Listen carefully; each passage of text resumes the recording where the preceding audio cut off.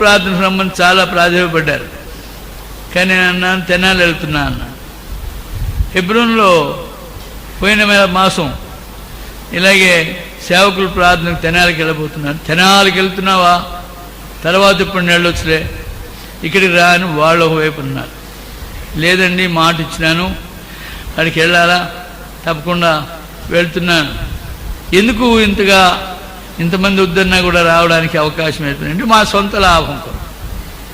ఏమిటి ఆ సొంత లాభం? మీ సేవకుడు ఏం పేరు, ఆయన పేరు మనోహరం గారు, నెహేమియా గారిని మాకు పిలుచుకోవాలని. ఆయన సంవత్సరానికి ఒకసారి మాకు వస్తుంటాడు. ఆయన వచ్చి మొన్న వచ్చేటప్పుడేమో కడబోరని వేసుకుని వచ్చాడు. పేపర్లు ప్రింట్ చేయలే, ఏమిలే. మైక్లో ఆ వ్యాన్లో అందరికీ చెప్తాం, అది మా పద్ధతి. పేపర్లు అంటే చూస్తారు, పడేస్తారు. గనుక దాంట్లో చెప్పినాం మీటింగ్లు ప్రత్యేక కూటాలు జరగబోతున్నాయి, కడబోరా అని ఊరంతా మోగించినాం. ఆ బోర కంటే ఈ బోర పెద్దయింది. రానే వచ్చాడు. 4 రోజులు మీటింగ్ పెట్టిన తర్వాత మా బోర పోయింది, ఆ బోర పోయింది, ఆయన బోర ఎక్కువైంది. ప్రొద్దున మీటింగ్ కూడా నిండిపోయేవారు జనం, ఎక్కలేని జనం. వర్కింగ్ డేస్ అని ఉద్యోగ దినాలు అయినా కూడా విస్తారంగా. కనుక అంతటా ఆయన మళ్ళీ ఒకసారి వస్తే బాగుండనంటే తర్వాత చూద్దాం లేనా అని ఆయన చాలా 1000 కామన్లు. కనుక ఆయా స్థలాలకు వెళ్తుంటే అదైన తర్వాత ఇంకో ఆయన వచ్చాడు. కుర్రోడు కదా అనుకున్నారు అందరూ. కానీ వచ్చినవాడు ఏం చేశాడు, వాళ్ళ నాయనకు మించిపోయినాడు. వాళ్ళ నాయనేమో బైబిల్లో ఒక గీత కూడా పెట్టేవాడు కాదు. గుర్తుపెట్టుకోవడానికైనా గీత పెట్టుకోవచ్చు కదా, ఆ గీత కూడా పెట్టేవాడు కాదు. దాంట్లోనే కుటుంబ ప్రార్థనకు చెప్పినా, ఏ మాట మీటింగ్ చెప్పినా 7 అంశాలు చెప్పేవాడు. అలాగా చాలా దివ్యమైన వర్తమానికి. ఆయన కొడుకు వస్తున్నాడంటే ఆయన్ని బట్టి వచ్చినారు, ఈ యవనస్తుడిని బట్టి రాలే. యవనస్తుడు ఏం చెప్తాడని ఈయన వచ్చి అధ్యాయాలు చెప్పడం మానేసినాడు, ఈ వచనాలు చెప్పడం మానేశాడు, పేజీలు చెప్పడం మొదలుపెట్టి. ఫలానా అధ్యాయం, ఫలానా వచనం, ఫలానా పేజీలో ఉంది చూసుకోండి. ఇక జనం ఎక్కడలేని జనం వచ్చారు. కనుక ఎలా అంటే ప్రముఖులు ఉండేటువంటి స్థలం ఇది. కనుక ఇక్కడికి రావడం అంటే ఏంటి, ఇక్కడ యోహాన్ గారిని ఆయన ఉన్నాడు, మీకు చూసినారో లేదో. ఆయన మనం ఫోన్లో చెప్పినట్టు 90 ఏళ్ళు అంటే ఆయనకు. 90 ఏళ్ళకి ఏమైనా తిండి తగ్గిస్తావా, తిండి తిరగడం తగ్గిస్తావా అంటే ఇది దగ్గర అది దగ్గర. ఏం కారణం? ఆయన అన్నాడు, ఏ వచనమన్నా ఎత్తి నాకు ఇవ్వండి, ఏ వచనమైనా కానీ మీరు ఎత్తి ఇవ్వండి, 1 గంట సేపు 2 గంటల సేపు వాక్యం చెప్పమని చెప్తాను, ఏక వచనమైనా. అంత సవాలు చేసిన సేవకుడు ఆయన ఉన్నాడు. ఆయన నా మొదటి నుండి సహకారి, నేను ఆయనకి సహకారిని, ఆయన నాకు సహకారి కాదు. ఆ విధంగా అంతటి వాళ్ళు ఉన్నారు. కనుక ఇక్కడ ప్రముఖుల పేర్లన్నీ చెప్పడానికి అవకాశం ఉంది. దావీదు మహారాజు దగ్గర ఉన్న ప్రముఖులను 2 అధ్యాయాలు చెప్పినా తీరలే. కనుక మిమ్మల్ని కూర్చొని ఇది తెనాలి. మనోహరం గారిని ఆయన ఉండేవాడు, బైబిల్ మిషన్ ఆయన అనేవాడు, తెనాలి అక్కడికి రావాలి, దాన్ని చూడాలి, అప్పుడు తెలుస్తుంది దాని సంగతి అని. తెనాలంటేనే ప్రత్యేకమైన ప్రదేశం. అలాంటి తెనాలికి రావడానికి కారణం ఏమంటే, ఏం పేరు ఆయన పేరు, నెహెమియా గారు. ఆయన పేరు కూడా మర్చిపోతున్నాను. నెహెమియా గారు మాకు రావాలి. కనుక మీరందరూ రికమెండ్ చేసి ఆయన్ను 25వ తారీఖు నుండి మాకు పంపడానికి ప్రయత్నించండి. ఎందుకంటే సెలవులు ఉన్నాయి, ఆ సెలవుల్లోనే వస్తే ఇంకా ఎక్కువ జనం వస్తారేమో అని వాక్యం వింటారు. మాకు కాన్వొకేషన్లు పెట్టుకునే అలవాట్లు లేవు. ఎందుకంటే భక్సింగ్ గారు మినీ కాన్వొకేషన్స్ ఒప్పుకునేవాడు కాదు. చాలాసార్లు పెద్ద సేవకులు చెప్పారు ఆయనకు, బ్రదర్ ఈ ఆల్ ఇండియా హౌలీ కాన్వొకేషన్ పెట్టుకుని ఇంత జనం వస్తే ఇంత జనానికి ఎక్కడ చెప్తాం వాక్యం, అంత అలజడిగా ఉంటుంది, వాళ్ళు రావడం కూర్చోవడం సరిపోతున్నది. కనుక ఏరియల్ కాన్వొకేషన్ అని పెట్టండి, ఈ ప్రాంతానికి, ఈ జిల్లాకు, ఈ ప్రాంతానికి అని అలా పెట్టండి బాగుంటుందంటే, ఆయన ఎప్పుడైనా ఎవరైనా సలహా ఇచ్చినా కూడా నిరాకరించడు భక్సింగ్ గారు. That will be very good అంటాడు. ఆ మాట అనేటప్పటికీ అబ్బిబ్బులు అయిపోతాం మనం. నా మాట తీసుకున్నాడు అని. తర్వాత చేసేది చేస్తుంటాడు. ఆయన బ్రదర్ అంటే అది మంచిది కాదు, అట్లే చేయాలని అనేవాడు. మళ్ళీ ఎన్నడూ కూడా దాన్ని ఒప్పుకునేవాడు కాదు. ఒప్పుకునేవాడు కానీ ఒప్పుకోనని చెప్పడు, ఎప్పుడు పెట్టేవాడు కాదు. అందరు రావాలి. సమాజ కూటమి యొక్క ఉద్దేశం వేరు. సమాజ కూటాలంటే ప్రత్యేక కూటాలు కాదు. సమాజ కూటాలంటే ఏంటి అందరూ సమకూడడం. సంవత్సరానికి ఒకసారి 12 గోత్రముల వారిని సమకూర్చేవాళ్ళు. అందరూ ఒక తోడు చేరేవాళ్ళు. ఆ 12 దినాలు ఆ చేరిన వారం రోజులు వారు సమాజ కూటాలు జరుపుకునేవారు. అందరూ సంతోషంగా ఒకరినొకరు చూసుకుంటూ, ఒకరినొకరు హెచ్చరించుకుంటూ, ఒకరి కష్ట దుఃఖాలు ఒకరు చెప్పుకుంటూ ఉండేది. అది సమాజ కూటం. ప్రత్యేకమైన కూటాలు కాదు, లేకపోతే పాల్ సుధాకర్ గారు వచ్చిన మీటింగ్లు కాదు. కనుక ఏంటంటే వాక్యంలో ఉండే ప్రవీణులను గురించి చెప్పడం కాదు, ప్రత్యేక కూటాలు కాదు. అందుకనే అవి మేము అంతగా వారిని ప్రోత్సహించడంలే, అవి పెట్టడంలే. మాకు స్థలం కూడా లేదులేండి. కనుక ఆ ప్రత్యేక సమాజ కూటాలు జరుగుతూ ఉన్నాయి. ఈ దినాల్లో విస్తారమైనటువంటి వాక్యం ఉంది. దేవునికి వాక్యోపదేశకులు ఉన్నారు. పాల్ సుధాకర్ గారంటే, ఇంకా తేడూరు రిజినాల్డ్ గారంటే, ఇంకా మంచి మంచి ప్రముఖులైన సేవకులు ఉన్నారు. కానీ అప్పుడున్నంతమంది లేరు. పాట కట్టినాం కదా ఏమని, సేవకులు విస్తారమైనటువంటి సేవకులు నది ప్రవాహంలో వస్తున్నారని పాడినాం.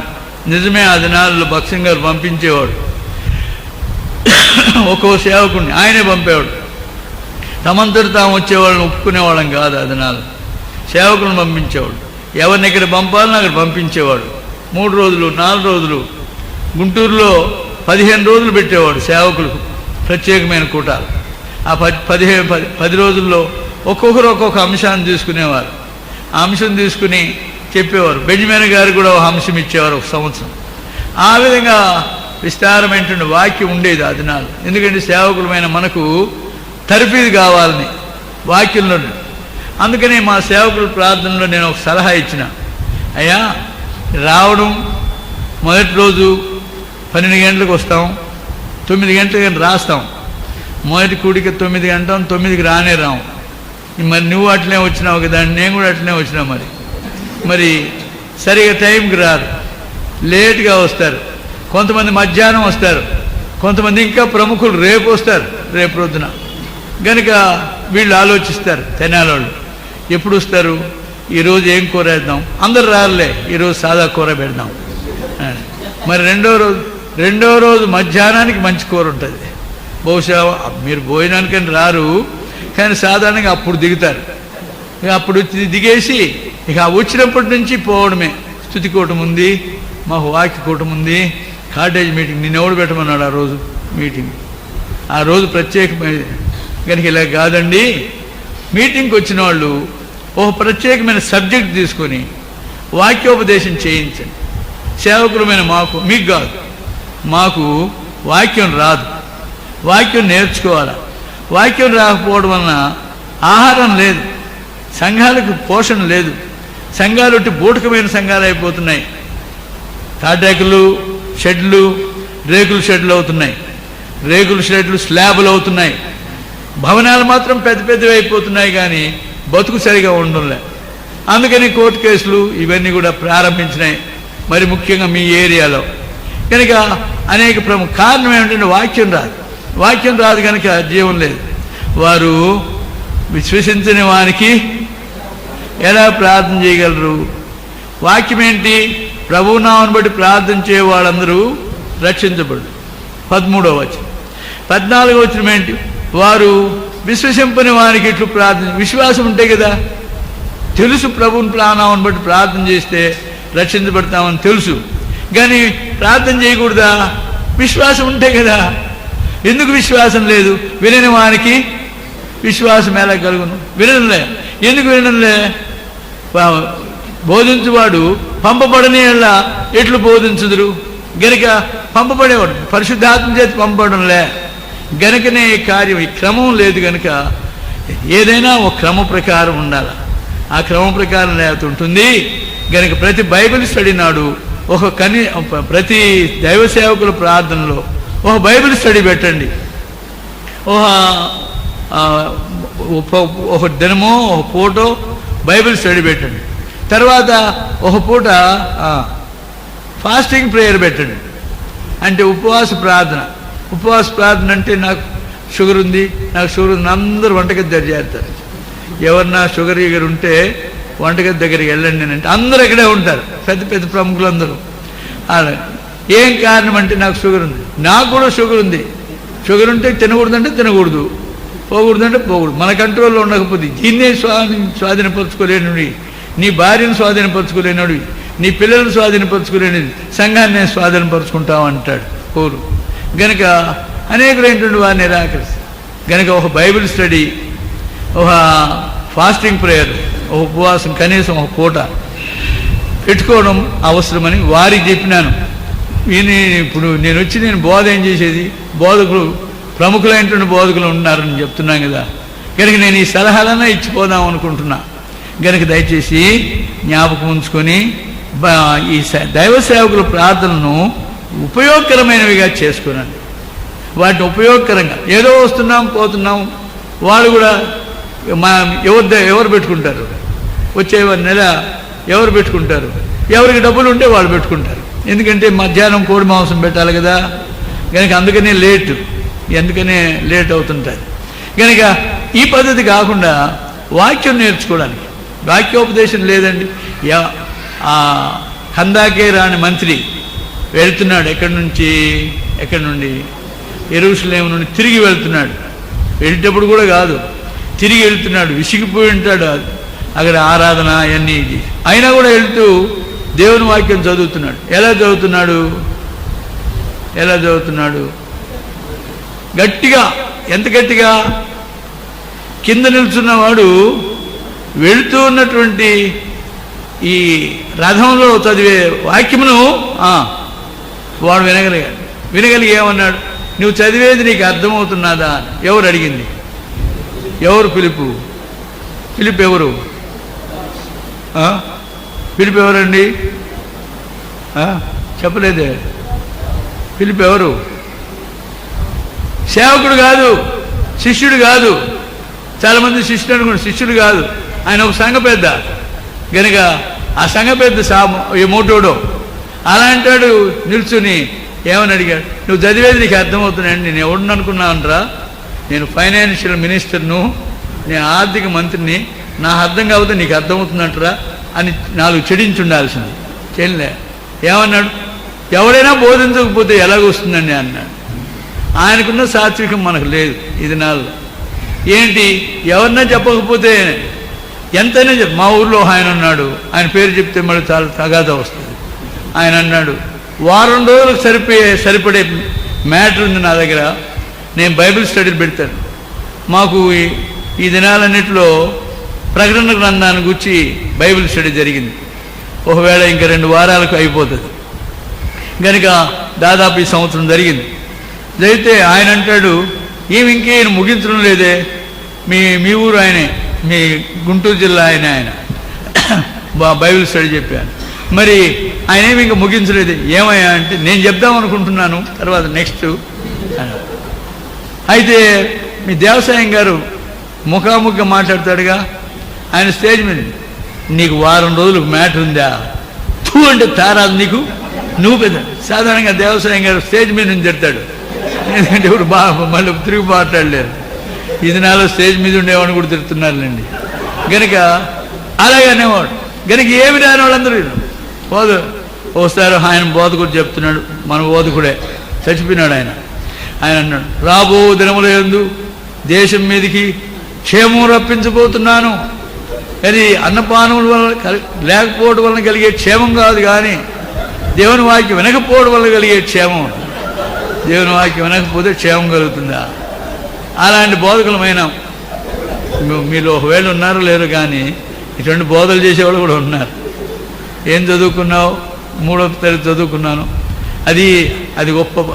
ఇది యోహాన్ గారికి ఒక పెద్ద ఇదేంటంటే, ఏం చదువుకున్నాను? 3వ తరగతి చదువుకున్నాను, 3 సార్లు ఫెయిల్ అయినాను అంటాడు. అది పెద్ద క్వాలిఫికేషన్ అన్నమాట. కనుక చదువుకుంటారు, ఏమి రాదు, తూ అంటే తారాదు, సేవకులమైపోతాం. మందిరంలో పెడతాం, తెనాలి మందిరంలో పెడతాం, గుంటూరు మందిరంలో పెడతాం, విజయవాడ మందిరంలో పెడతాం.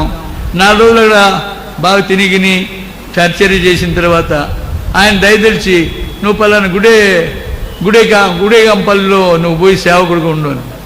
అది నిన్నటి దాకా ఇక్కడ తినిపోయినోడు ఒకరికి పోయి ఏం సేవ చేస్తాడు? సేవానుభవం లేదు. సేవానుభవం లేని వాళ్ళందరినీ సేవ పంపించి ఏం చేస్తాను? లేరు. మరి సంఘాలేమో కట్టేస్తుంటే మనుషులు సంఘాలు ఎక్కువైపోతున్నాయి, సేవకులు లేరు.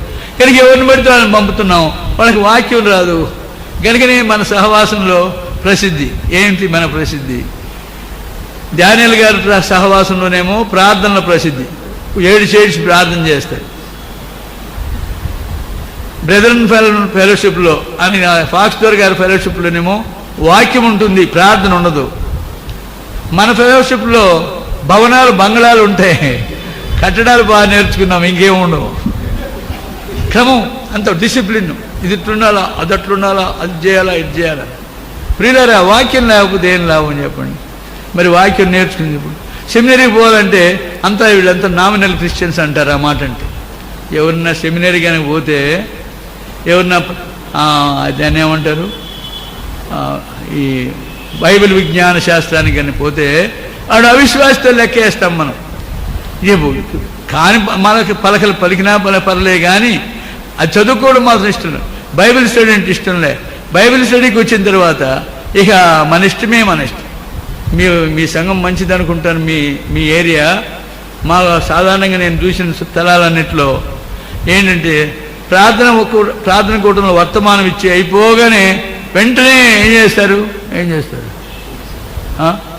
ప్రార్థన కూటంలో వర్తమానం, దేవుని యొక్క వర్తమానికుడు వర్తమానం ఇచ్చిన వెంటనే ఏం చేస్తారు? చెప్పండి. వాక్యం చెప్పగానే వెంటనే ఏం చేస్తారు?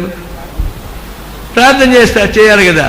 కానీ మీరు చూడండి, ఒకవేళ ఈరోజు వెళ్ళరేమో కానీ వాక్యం చెప్పిన వెంటనే ప్రార్థించమని మోకాడంగానే తోకచుక్కలు లేచిపోయినట్లు లేచిపోతారు. ఒంటేలకి, తొడ్డికి, అన్నిటికీ అప్పుడే బయట నిల్చుని బాతాకాని కోవడానికి. మీరు కారణం అంటే ఆ వాక్యం అబ్బలే, ఆ వాక్యం ఎక్కలే. ఏదో చెప్పినారు పెద్ద బోధకులే, వాళ్ళు 7 అంశాలు పెట్టి చెప్పినారు. 7 అంశాలు రాకపోతే పోయినాయి కదా, దాని ప్రార్థనలోనైనా ఉందామంటే ఉండరు. ఏం కారణం? అది తొలిసేటప్పుడు లేచిపోతారు. వాక్యంలో నిలిచినలే. వాక్యంలో నిలిచిన వారైతే అప్పుడు మనం నిజమైన రక్షణ పొందేది. కనుక వాక్యం అనేది చాలా అవసరం. కనుక నేను వచ్చిన కారణం ఏంటంటే, ఈ ముసలోని కనుక, ఈ ఊరిలో ఉండిపోయినవాడిని కనుక, ఈ ఊరు సంగతి తిరిగినవాడిని కనుక, మీ ఏరియా కూడా కొంతమందికి తిరిగినాను కనుక కొన్ని మాటలు చెప్పాలని కోరుకుంటున్నాను. ఇప్పుడు మన వాక్యానికి వద్దాం. ఏంటి వాక్యం? మీలో ఎవరికైనాను శ్రమ సంభవించిన ప్రార్థన. మీరు ప్రార్థన చేయాలంటే మీకు శ్రమ సంభవించి ఉండాలా? మీరు ప్రార్థనకు సిద్ధపడి వచ్చినారా అని. ప్రార్థనకు సిద్ధపడి వచ్చారా? సిద్ధపడి వచ్చామండి. ఎంత మీటింగ్లన్నీ వాళ్ళకి వీళ్ళకి ఒప్పచెప్పేసి, సంఘ పెద్దలకు ఒప్పచెప్పేసి, ప్రోగ్రాం అంతా అది కాదు సిద్ధపాటు. మీరు నిజంగా ప్రార్థన చేయాలని వచ్చిన వాళ్ళైతే మీకు శ్రమ ఉండాలి. శ్రమ లేని వాళ్ళు రాకపోవడం మంచిది. ఎందుకు? మీరు వచ్చి లాభం లేదు కదా. ఎవరికి ప్రార్థన చెప్పండి? శ్రమ ఉండేవారు. మీకు శ్రమ లేదు కదా. నీకేమైనా శ్రమ ఉందా? దేవునికి స్తోత్రం, మా సంఘంలో ఏం లేదు, శ్రమ లేదు, నాకేదో ఇంత ఇచ్చేస్తారు, ఆయన చేసుకుంటూ నేను నా భార్య, నా కూతురు, మేము 3 ఉంటాం. దేవునికి స్తోత్రం బ్రదర్, అన్నీ బాగా జరుగుతున్నాయి బ్రదర్. బాగా జరిగేవాడికి నీకు ప్రార్థన ఎందుకొని? ఇక దేవుని వాక్యంలో ఉండే పద్ధతి ఏదంటే, ఎవరికి ప్రార్థన? మీలో ఎవరికైనా శ్రమ సంభవించిన ప్రార్థన. ఈ దినాల్లో మన ప్రార్థన కూటాల్లో వచ్చిన లోటు ఏదంటే శ్రమ లేదు. మనకు శ్రమ లేదు. అందువల్లనే ప్రార్థనలు సరిగ్గా జరగడం లేదు. ప్రార్థనలు సరిగ్గా జరగకపోవడానికి గల కారణమేమి? ప్రార్థన కూటాలు సరిగ్గా జరగకపోవడానికి కారణమేమి? అనేకులు రారు. పెద్ద పెద్ద సేవకులు, మీ ఊర్లో కాదు, మా ప్రాంతంలో పెద్ద పెద్ద సేవకులు రారు చిన్న చిన్న ప్రార్థనలకు. ఏం కారణం అంటే ఏముంది అక్కడ, నువ్వేముందని 4 జాబితే ఇంక మిగతాడే వస్తారు. కనుక ఎవరన్నా వస్తారు. ఎందుకు ప్రార్థన కూటాలకు బలం లేదు? ఎందుకు ప్రార్థన చేయడం లేదు? ప్రార్థన చేయకపోవడానికి గల కారణం ఏమి? ఒకటే కారణం. ఏం కారణం? శ్రమ లేకపోవడం. మీరు అనుదిన ప్రార్థనలో కూడా ప్రార్థనలో ఉండండి అంటే కాదు. ఈ దినాల్లో అనేకులమైన మనం ప్రార్థనలో ఉండకపోవడానికి కారణం ఏమంటే చెప్పండి, శ్రమ లేకపోవడం అనే ప్రార్థన లేదు. శ్రమ లేదు కనుక ప్రార్థన చేయడానికి ఓపిక లేదు. కనుక ప్రేమ గల దేవుడు మనకేం చేయాలంటే, దేవా మా ప్రార్థన కూటాలు బాగా జరిగేటట్టు చేయండి అని అంటే ఏమని అర్థం? మాకు శ్రమ కలుగు చేయమని. దేవుడు లోకంలో మనసును ఏర్పరచుకున్నది ఎందుకు? 21వ వచనం, యెషయా 43:21 త్వరగా చదవండి. ఒకరు ఆ పనికి పూనుకోండి గొంతుగా వాళ్ళు. నా నిమిత్తం కనుక దేవుడు మనల్ని ఎందుకు ఏర్పరచుకున్నాడంటే ఆయన నిమిత్తం, నా నిమిత్తం నేను ఏర్పరచుకున్న జనులు. ప్రభు తన నిమిత్తం ఏర్పరచుకున్నాడు.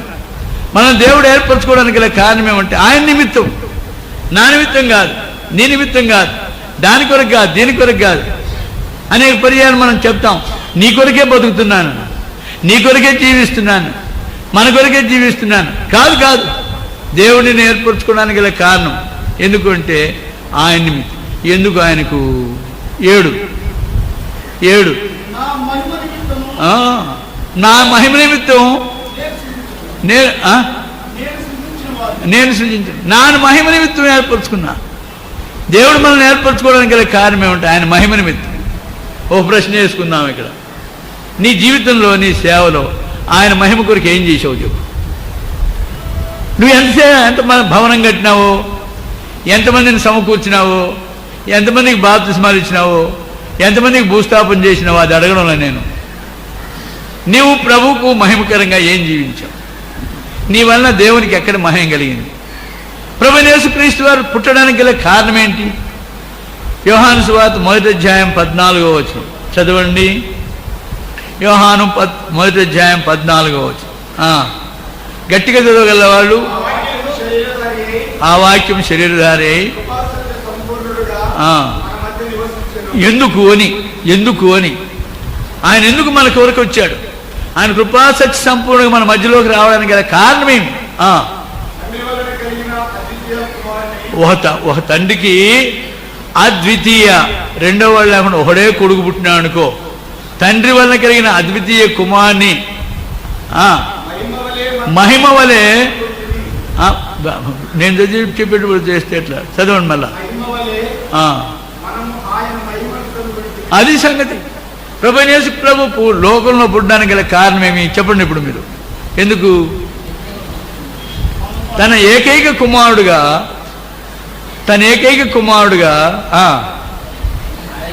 తన తండ్రి యొక్క మహిమను ప్రత్యక్షపరచడానికి వచ్చాడు. యేసు ప్రభు భూలోకానికి పుట్టడానికి గల కారణం ఏమంటే, మన కొరకు ప్రాణం ఇచ్చిన, రక్తం కాల్చిన ఆయన్ని పెట్టండి అక్కడ. అసలు ఆయన భూలోకంలో పుట్టడానికి గల కారణం ఏమంటే, ఆయన భూలోకానికి రావడానికి గల కారణం ఏమంటే, ఒక తండ్రికి ఒకడే ఒక కుమారుడు ఉంటే ఆ కుమారుడు తండ్రిని ఎలాగ మహింపరుస్తాడో అలాగే మహింపరచడానికి భూలోకానికి వచ్చాడు. ఒక మాట చెప్పాలంటే, యేసుక్రీస్తు తండ్రి అయిన దేవుణ్ణి మహింపరచడానికి పుట్టాడు. నువ్వెందుకు పుట్టావు? నువ్వెందుకు తిరిగి జన్మించావు? నువ్వెందుకు నాడు సేవకుడు అయినావు? అద్వితీయ కుమారుడైనటువంటి నీవు ప్రభువైన యేసుక్రీస్తు తండ్రిని మహింపరుచినట్టుగా నువ్వు మహింపరుస్తున్నావా? నా మహిమ నిమిత్తం నేను ఏర్పరచుకున్నవా? కనుక మనం ఆయన మహింపరచడానికి పుట్టినాం, మనం మహింపరచడానికి సేవకులు అయినాం. మనం మన వారం కాము, ఆయన వారం. మనం ఈ లోకంలో పుట్టడానికి గల కారణం ఏమంటే చెప్పండి, ఆయన మహింపరచడం. బోధ చేయడానికి కాదు, సువార్త చెప్పడానికి కాదు, తదితరమైన కార్యాలు చేయడం కాదు. ఇవన్నీ రెండవ సంగతి ఏంటంటే, నీవు లోకంలో దేవుడు ఏర్పరచుకున్న సేవకుడిగా ఉండడానికి కారణం ఏమంటే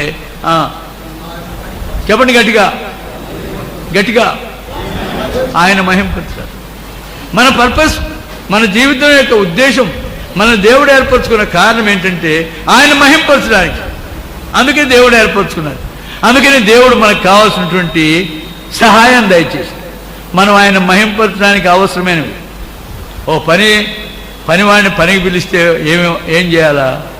వాడికి కావాల్సిన వస్తువులు ఇవ్వాలి కదా. గుంట తవ్వమన్నాం, ఏమి ఇవ్వాలా? వాడికి ఒక గడ్డపారో, వాడికి ఒక పారో, ఒక 2 తట్టలో ఇవ్వాలి కదా.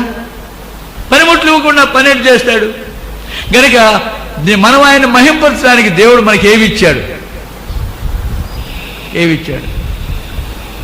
మనం ఆయన మహింపరచడానికి దేవుడు ఇచ్చిన సాధనాలు ఏంటి? చెప్పండి. ఆపత్తి కాలమందు చెప్పండి, అందరు గట్టిగా చెప్పండి. పూర్వకాలంలో వీధి బళ్ళు ఉన్నాయి, గట్టిగా అర్పించేవాళ్ళు.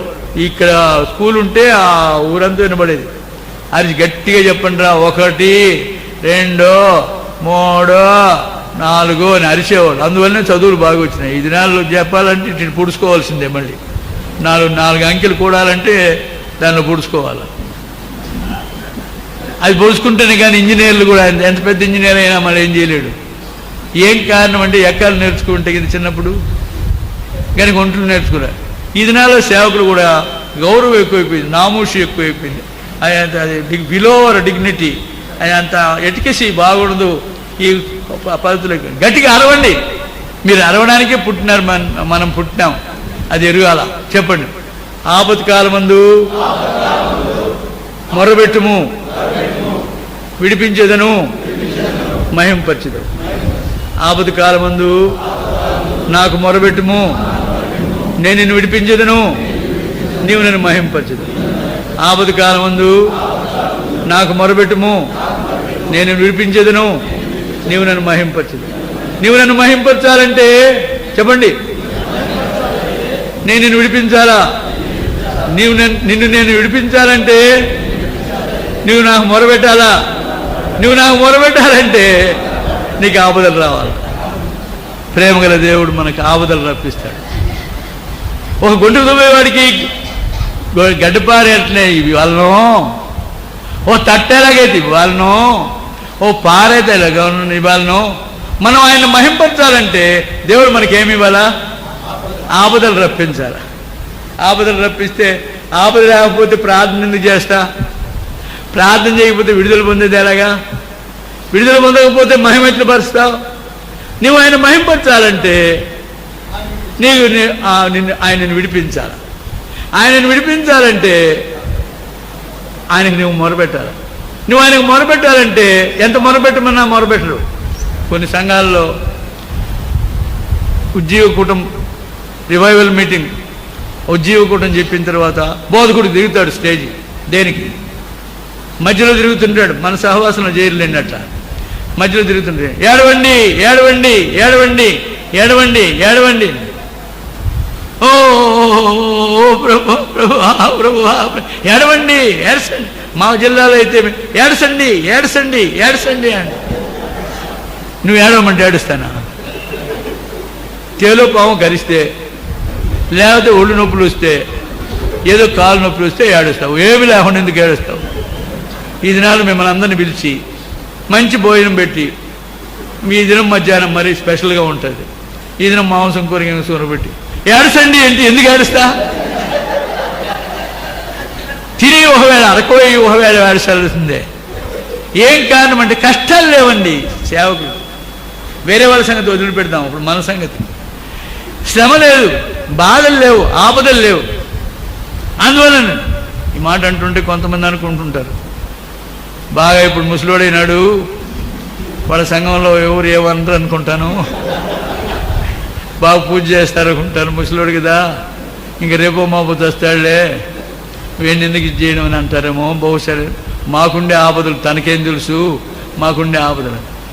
ప్రియులారా, అనేక పర్యాయములు మనకు ఆపదలు ప్రభు ఇస్తాడు. అయితే ఆపదలు గ్రహించడంలే, మన ఆపద మనం ఎరగడంలే, మనకుండే ప్రమాదం మనం గుర్తించడంలే, మన కష్టం మనం ఎరగడంలే. ఇది దేవుని పద్ధతి. నువ్వు ప్రార్థన చేయాలంటే, నువ్వు మొరపెట్టాలంటే తప్పకుండా నీకు ఆపదలు రావాలి. 119:67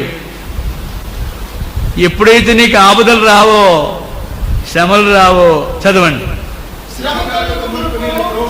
శ్రమ కలుగు మునుపు నేను త్రోవ విడిచినాను. అది సంగతి. అది ఉన్నాను బోధకులతో కష్టం ఇదే.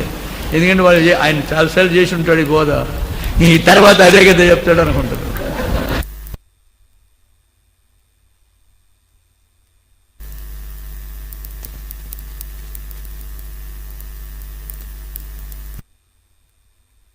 చూడండి, పేరు చాలా భయంకరం.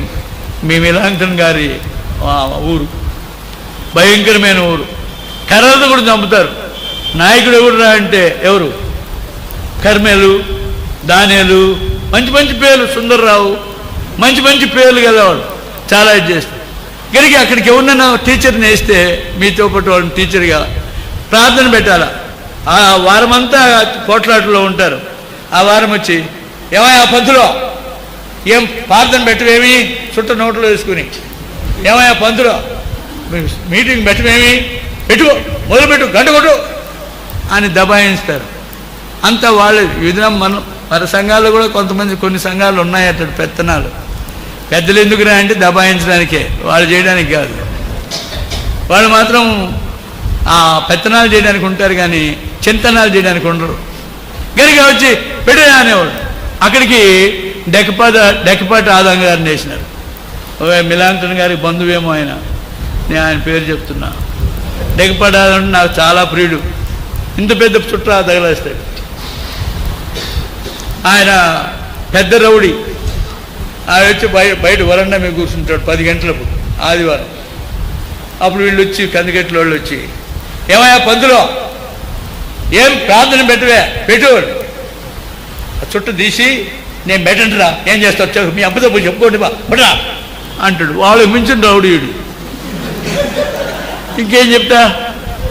వాళ్ళు అంటారు, అన్నా నాతో చెప్తాడు, అన్నా అందరినీ దబాయించేవాళ్ళం మేము, మమ్మల్ని దబాయించేవాడు వచ్చినాడన్నా.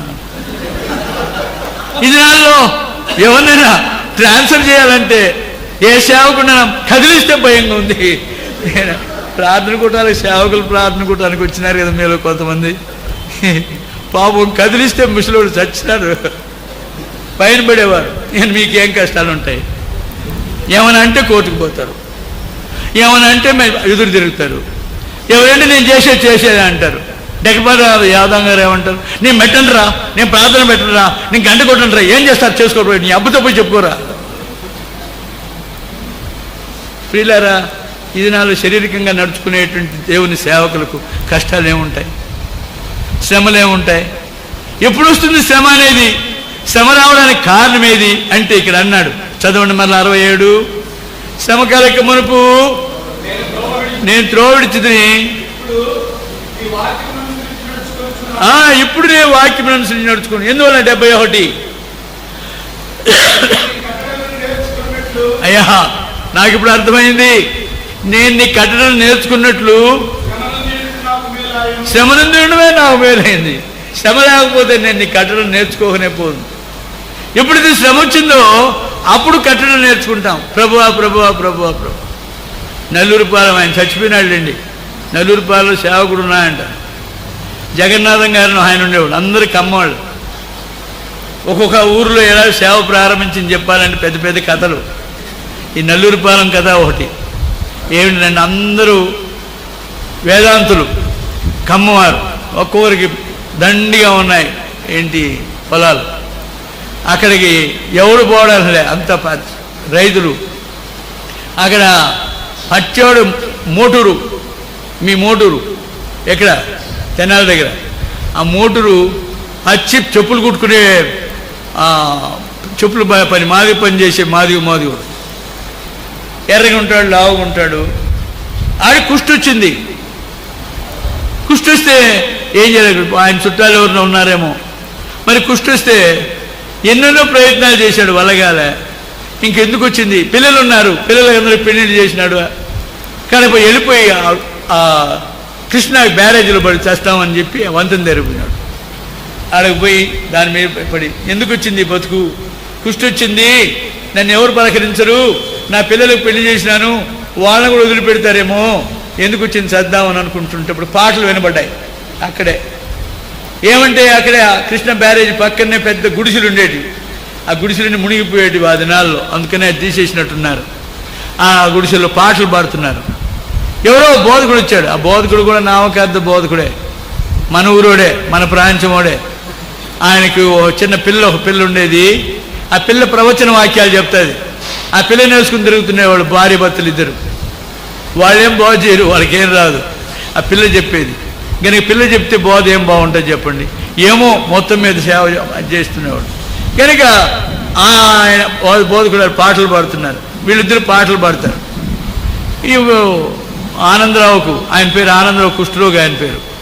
ఆనందరావు ఏమనుకున్నాడంటే ఇంకెడు తిరిగి సావనే తెస్తున్నాము, అటు పోయి మీటింగ్లో అయినా కూర్చుని వాక్యం విని చేస్తాం అని చెప్పి ఆ మీటింగ్ పోయిన. ఆ నామకార్థ బోధకుడు చేసే బోధ ఏమి మేలుకరంగా ఉంటుంది? దేవుని వాక్యం సజీవమైంది. ఎవరైనా చెప్పని వారి ద్వారా దేవుని వాక్యం ఫలిస్తుంది. వెళ్ళిపోయి కూర్చుందామని కూర్చున్నాడు. ఆ వాక్యాల ద్వారా మార్చబడ్డాడు, మనసు మారింది, రక్షించబడ్డాడు. రక్షించబడిన తర్వాత గొప్ప ప్రార్థనా పరుడయ్యాడు.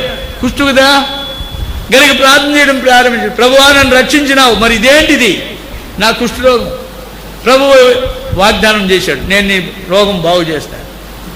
బాగైంది, ఆగింది కుష్ఠు. కనుక ఇప్పుడు నన్ను ఏం చేయమంటావు? నేనేం పని చేయలేను, నన్ను ఏం చేయమంటావు అంటే వెళ్ళిపోయి నా సాక్ష్యం నువ్వు ఇతరులకు చెప్పమన్నాడు. అప్పుడు ఎక్కడికి వెళ్ళాలా? నల్లూరు పాలానికి ఒక పిల్లనిచ్చినాడు, కూతుర్ని. కానీ కూతురు తిరిగిపోయినాడు.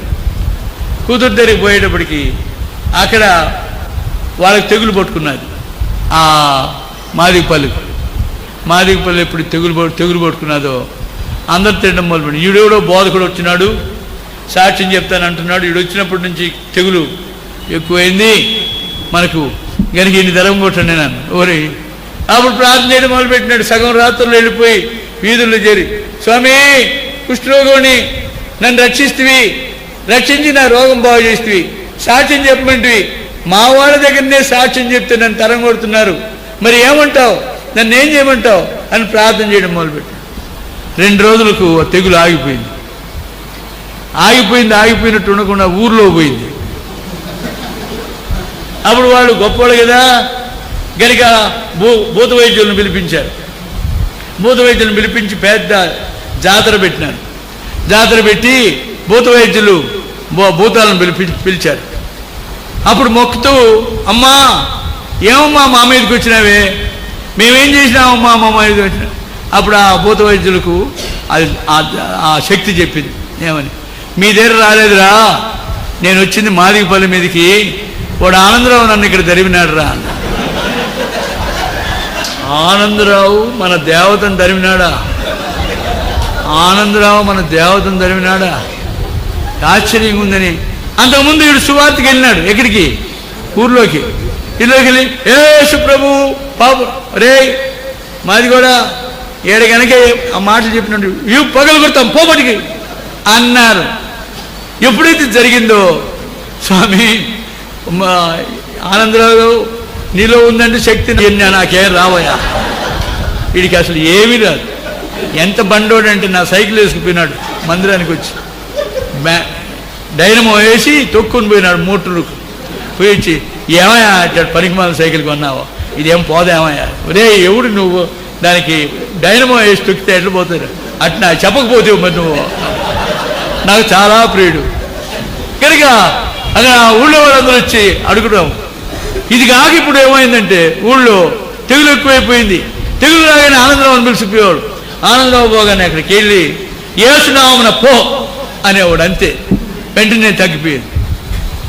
పెద్ద పెద్ద కమ్మవారందరికీ పిచ్చయ్య ఇంకెవరు వాళ్ళందరికీ చేతులు బిగుసుకుపోయేటివి. పిల్లనే తెగులు చేతులు బిగుసుకుపోయిన పిల్లవరు ఆనందరావు అన్న, యేసు నమ్ము, నమ్ముతానయ్యా, నమ్ముతాను, యేసునామమున పో అనేటప్పుడు వదిలిపెట్టి అద్భుతాలు జరగడం మొదలుపెట్టినాయి. ఈ ఫ్యాక్ట్ జరిగిన సందర్భాలు జగన్నాథం గారు, బసవయ్య గారు, పిచ్చయ్య గారు వీళ్ళందరూ యేసు ప్రభుని నమ్మడం ప్రారంభించారు. ఆ విధంగా ప్రభుని నమ్మితే చెప్పరా, ఇంకా మా బోధ చెప్పు, నాకేం తెలుసు బోధ, నాకు వచ్చింది అంతవరకు, నేను కుష్ఠరోగిని ఉన్నా బాగు చేసినాడు ఎంత. కనుక మమ్మల్ని ఎక్కడికైనా తీసుకుపోరా, ఆ యేసు బోధన మాకు చెప్పాలా అంటే ఏలూరు పెంతుకోస్తు మీటింగులకు ఈ మీటింగులకి ఆ మీటింగులు తీసుకుపోతే వాళ్ళకి నచ్చలే. అప్పుడు ఎవరో చెప్పినారు, భక్త సింగ్ అనే ఆయన ఉన్నాడు, ఆయన పిలిపించుకోండి అని అన్నారు. అందుకని ప్రార్థన చేసినాడు. అయ్యా భక్త సింగ్ అంట, ఆయన ఎక్కడుంటాడో నాకు తెలియదు, నన్ను తీసుకుపోని ప్రార్థన చేస్తే దేవుడు గుంటూరు పొమ్మన్నాడు. ఆ జగన్నాథం గారు ఆయన ఇద్దరు వచ్చినారు. సరిగ్గా మేము రాయలసీమ క్యాంపెయిన్ అయిపోయింది, గుంటూరు వచ్చినాం. భక్త సింగ్ గారితో నేను కూడా ఉన్నా. వచ్చిన తర్వాత వీళ్ళు వచ్చాడు, ఎదురుకు కూర్చున్నారు. లోపల ఎవరయ్యా మీరు? భక్త సింగ్ తీసుకోవడానికి వచ్చినాం. భక్త సింగ్ గుంటూరులో ఉన్నా అని చెప్పి దేవుడు చెప్పినాడయా, లేకపోతే తెలుస్తుంది నాకు. దేవుడు చెప్పినాడు. అయ్యా దేవుడు చెప్పినాడంట, నిన్ను తీసుకోవడానికి వచ్చినాడు. అరే ఇది మకదోనియా పిలుపులాగుంది, ఇది ఆశ్చర్యంగా ఉంది. మీరిద్దరు మొదలు పోయి అటు వాళ్ళకి విషయాలన్నీ చెప్పేసి రండి అని చెప్పి నన్ను బెంజమిన్ గారిని పంపినారు. ఎక్కడికి? నెల్లూరుపాలెం. అనుమాయమ్మను అటుండే గూని పట్టుకుని వేసుకుని వీళ్ళందరూ చేయరు. తెల్లారి 4 గంటలకు నిద్రపోతాం. మనం తెల్లారుదాం లేవంగా, మన క్రైస్తవులం కదా. భక్త సింగ్ గారు చెప్పేవాడు, తెల్లారేటప్పటికి వాళ్ళకి అందరికీ ఏమో నమో నమో అంటారు, మనమేమో బెడ్ కాఫీ అంటాం. కనుక చుట్టూ చచ్చినోడు చుట్టూ చేరినట్టు చేరేవాడు నా చుట్టూ. ఎవరు? అనుమాయమ్మ, ఈ కమ్మోళ్ళందరూ లేయ్యా, మాకేమన్నా చెప్పు, లేయ్యని పెద్ద పేడ అయింది. అక్కడి నుంచి డేక్షాడు పెట్టేవాళ్ళు, టీ మంచి పాలు పోసి. డేక్షాడు ఎందుకమ్మా అంటే మేమంతే ఎప్పుడన్నా చేసుకుంటాం, కాఫీ ఇట్నే చేసుకుని సమృద్ధిగా తాగుతామన్నాడు. ఏమీ తెలీదు, ఇక ఆ చరిత్ర అంతా చాలా తెలియదు. ఆ విధంగా ప్రభువు తన కార్యాన్ని నెరవేర్చు. గనుక ఆఖరికి అన్నాడు, సరే మాకు భక్త సింగ్ నన్ను రప్పించండి అన్నాడు. భక్త సింగ్ గారిని వెళ్ళి చెప్పినాం భక్త సింగ్ గారికి. భక్త సింగ్ గారు అన్నాడు, వెంటనే నెల్లూరుపాలెం క్యాంప్ వేశారు. ఎట్లా వేయాలి క్యాంప్? నన్ను ఇంకెక్కడికో పంపించారు. నేను లేను, నువ్వు పోతున్నావే, మేము ఎట్ చేయాలని మాకు తెలియదు. భాష ఒక రకంగా ఉంటుంది కానీ నెల్లూరుపాలెం రేపల్లి వాళ్ళ భాష. కనుక ఏమంటే మమ్మల్ని నేను ఏం లేదు, అది కాన్వకేషన్ జరుగుతుంది. కాన్వకేషన్ టైం గుంటూరులో అప్పుడు కాన్వకేషన్ మరుసటి వారం కాన్వకేషన్లో చేసినట్టు చేయండి అని ఇప్పుడు వచ్చినారు, చూసినారు. కాన్వకేషన్కి వేసినంత పందిరి వేసినారు. ఉందిగా డబ్బు సమృద్ధిగా పెద్దదిగా వేసినారు. అయిన తర్వాత వాళ్ళందరూ ముంతలు కొంటున్నారు. ముంతలు ఎందుకు? కాన్వకేషన్ ముంతలు ఎందుకండి? మట్టి పిడతలు దొడికిపోవడానికి. కాన్వకేషన్ తాటాకులతోనే కదా. కనుక ఇక్కడ ఏమేం చేస్తున్నారో అవన్నీ అది చేయడం మొదలుపెట్టి అంతా చేసి భక్త సింగ్ గారిని పిలుచు. అప్పుడు నన్ను రమ్మన్నారు, భక్త సింగ్ గారితో కూడా వెళ్ళినాం. ఆడికి వెళ్ళిన తర్వాత దేవుని వాక్యం చెప్తే అప్పుడు వాక్యం విని అనేకులైనటువంటి వారు బాప్తిసం పొందినారు. సరే ఆ చరిత్ర ఇంక చెప్పడానికి లేకపోతే ఇంకొంచెం ముందు కొంచెం చెప్తాను. ఈ జగన్నాథం గారు తెల్లారేటప్పటికి వాళ్ళ ఇంట్లో పండుకునేవాళ్ళం. తెల్లారేటప్పటికి పరలోకమందున మా తండ్రి నీ నామం పరిశుద్ధపరచబడుగాక అని చేస్తునేవాడు. అయిన తర్వాత నేను జగన్నాథంనైనా నేను అని తీర్మాన కార్డులే ఆ ప్రార్థన చదువుతునేవాడు. చిన్న బుడ్డి దీపం పెట్టుకుని నేను చెప్పినాను, జగన్నాథం గారు ఇది కాదు ప్రార్థన. ప్రార్థన అంటే దేవుని ఆత్మతో చేయాలా. ఇది ఏంటయ్యా, యెహోవా నా కాపరి నాకు లేమి లేదని చదివేవాడు. అది మాకు వాక్య ప్రార్థన లేవయా, మాకు తెలుసు, నువ్వు ఏం చెప్పాకనేవాడు. మాట వినేవాడు కదా. అట్లా కాదయా, ప్రార్థన అంటే అడుక్కోవడం, ఎవరినైనా యాచించడం, ప్రభువుని ఆశ్రయించాలా. ప్రభువా నా కష్టాల్లో, నా శ్రమలో నాకేం కష్టాలు లేవయా, కావాల్సిన తిండి ఉంది, కావాల్సిన డబ్బు ఉంది, నాకు ఇంకేం కష్టాలు లేవు, నాకేం కష్టాలు లేవు, ఇంకేం చేయమంటావు? కానీ మీరు అదన్నా నేర్చుకుంటే బాగుండు, దావీదు కీర్తనలైనా. మరి ప్రార్థన కష్టం లేకపోయి ఏం చేస్తాం? అట్లా కాదయా, మనం పాపం అనే భారం ఉంది మన మీద. నాకేం పాపం లేదు, నేనేం పాపం చేసినోని కాదని ఇంకేం చెప్తా. ఇట్లా ఉంది. కాన్వకేషన్కు 2 బస్తాలు కొన్నాడు. ఏంటి? ఒక బస్తా చక్కెర, ఒక బస్తా రవ. ఎందుకు? హోటల్ పెట్టినాడు. హోటల్ పిచ్చయ్య అడిగినాడు. పిచ్చయ్యకి యేసుప్రభు అంటే పడదు. పిచ్చయ్య అన్నాడు, ఏమయ్యా ఎవరే జగన్నాథం వాళ్ళ బావ జగన్నాథం హోటల్ పెట్టుకునేదంటరా, మీ మీటింగులకు జనం వస్తారంట, రే కొల్లగా వస్తారు, పెట్టు అన్నాడు. ఒక బస్తా చక్కెర, ఒక బస్తా రవ తీసుకున్నాడు. మీటింగులు మొదలుపెట్టినారు, జనం రాలే. మరుసటి వారం ఇక్కడ కాన్వకేషన్ పెట్టుకుని ఎవరు వస్తారండి ఇక్కడ నల్లూరుపాలెం? ఎవరు రాలే, ఓ 10 మంది వచ్చేవాళ్ళు.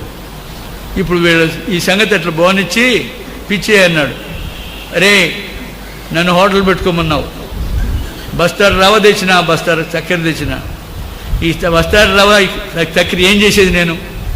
ఎవరు రాలే, ఇది వెళ్ళిపోయే మార్గం చూపెడతావా లేదా పుర్రి బగలు కొట్టమంటావా? అందరూ బోడి తల్లే. ఇక నేను చేసేవాడు, నువ్వు బయటకు వచ్చినావు తలకాయ బగలు కొడతాను చూడు, నాకు 2 నష్టాలు చేసినావు అని.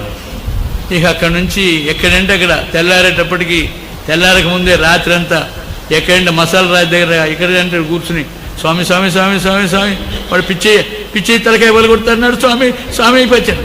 నేను పోయి లేపేవాడిని, మా ప్రార్థన చేయబాకు, యెహోవా నా కాపురం చెప్పు. లేదురా ఉండవా బాబు, నేను ఒప్పుకోను, నీ ప్రార్థన వేరు మా ప్రార్థన వేరు.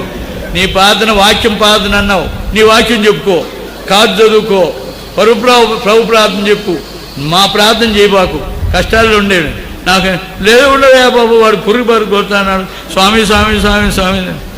2 రోజులు అది చేయనిచ్చి భక్సింగ్ గారు చెప్పిన, బ్రదర్ ఇట్లుంది సెకండ్, అదెంత పని, ఆ 2 బస్తాలు గుంటూరు పంపమను, కాన్వకేషన్ సరిపోదు. ఏమయ్యా జగన్నాథం, మరి ఏమంటావు? ప్రార్థన చేయి. ఏమని ప్రార్థన చేస్తావు? ప్రార్థన ఇదే చేస్తాను నాయన, స్వామి నన్ను తప్పించు. తప్పిస్తాడు నమ్ము, అదే కదా నమ్మిక. ఇక అక్కడి నుంచి ప్రార్థన నేర్చుకున్నాడు. నాకు అర్థమైంది, ఇప్పుడు నేను అదే చేస్తానయ్యా, మరి ఎట్లయ్యా అని. అప్పుడు చెప్పిన, భక్సింగ్ గారు చెప్పినాడు, ఆ 2 బస్తాలు వేసి గుంటూరు పంపించు, నేను డబ్బు ఇస్తానన్నాడు. ఇంకో డబ్బు, స్వామి స్వామి స్వామి నువ్వు డబ్బు ఇచ్చినావు స్వామి, నా తలకాయ పాల్గొట్టుకుని చేసినావు స్వామి, నీకు స్తోత్రం స్వామి. అప్పుడు నేర్చుకున్నాడు ప్రార్థన. ప్రభు బిడ్డలమైనటువంటి మనం ఈ దినాల్లో ప్రార్థన చేయడానికి ప్రభువే కొన్ని ఆపదలు రప్పిస్తాడు. ఆ శ్రమలు రావడం గలిగిన ఈయన అంటాడు, ఇప్పుడు కీర్తన రాసిన ఆయన, శ్రమ కలక మునుపు నేను త్రోవ విడిచితిని, అయితే ఇప్పుడు నేను నీ వాక్యం నడుచుకోండి. గలిగి నేను నీ కట్టడలు నేర్చుకున్నట్లు శ్రమనందు ఉన్నట్టే నాకు మేలు ఆయన. గలిగి శ్రమ లేకపోవడం వల్ల నీ కష్టాలు, గలిగి శ్రమనందు ఉండడమే నాకు మేలైంది. ఇప్పుడు నాకు శ్రమే కావాలా, నాకు కష్టమే కావాలా, నాకు సుఖమే కావాలి. ఏం కారణం అంటే యాకోబు పత్రిక 1వ అధ్యాయం 12వ వచనం, యాకోబు 1:12. ఎందువల్లంటే చదవండి, శోధన సహించువాడు ధన్యుడు, అతడు శోధనకు నిలిచిన వాడై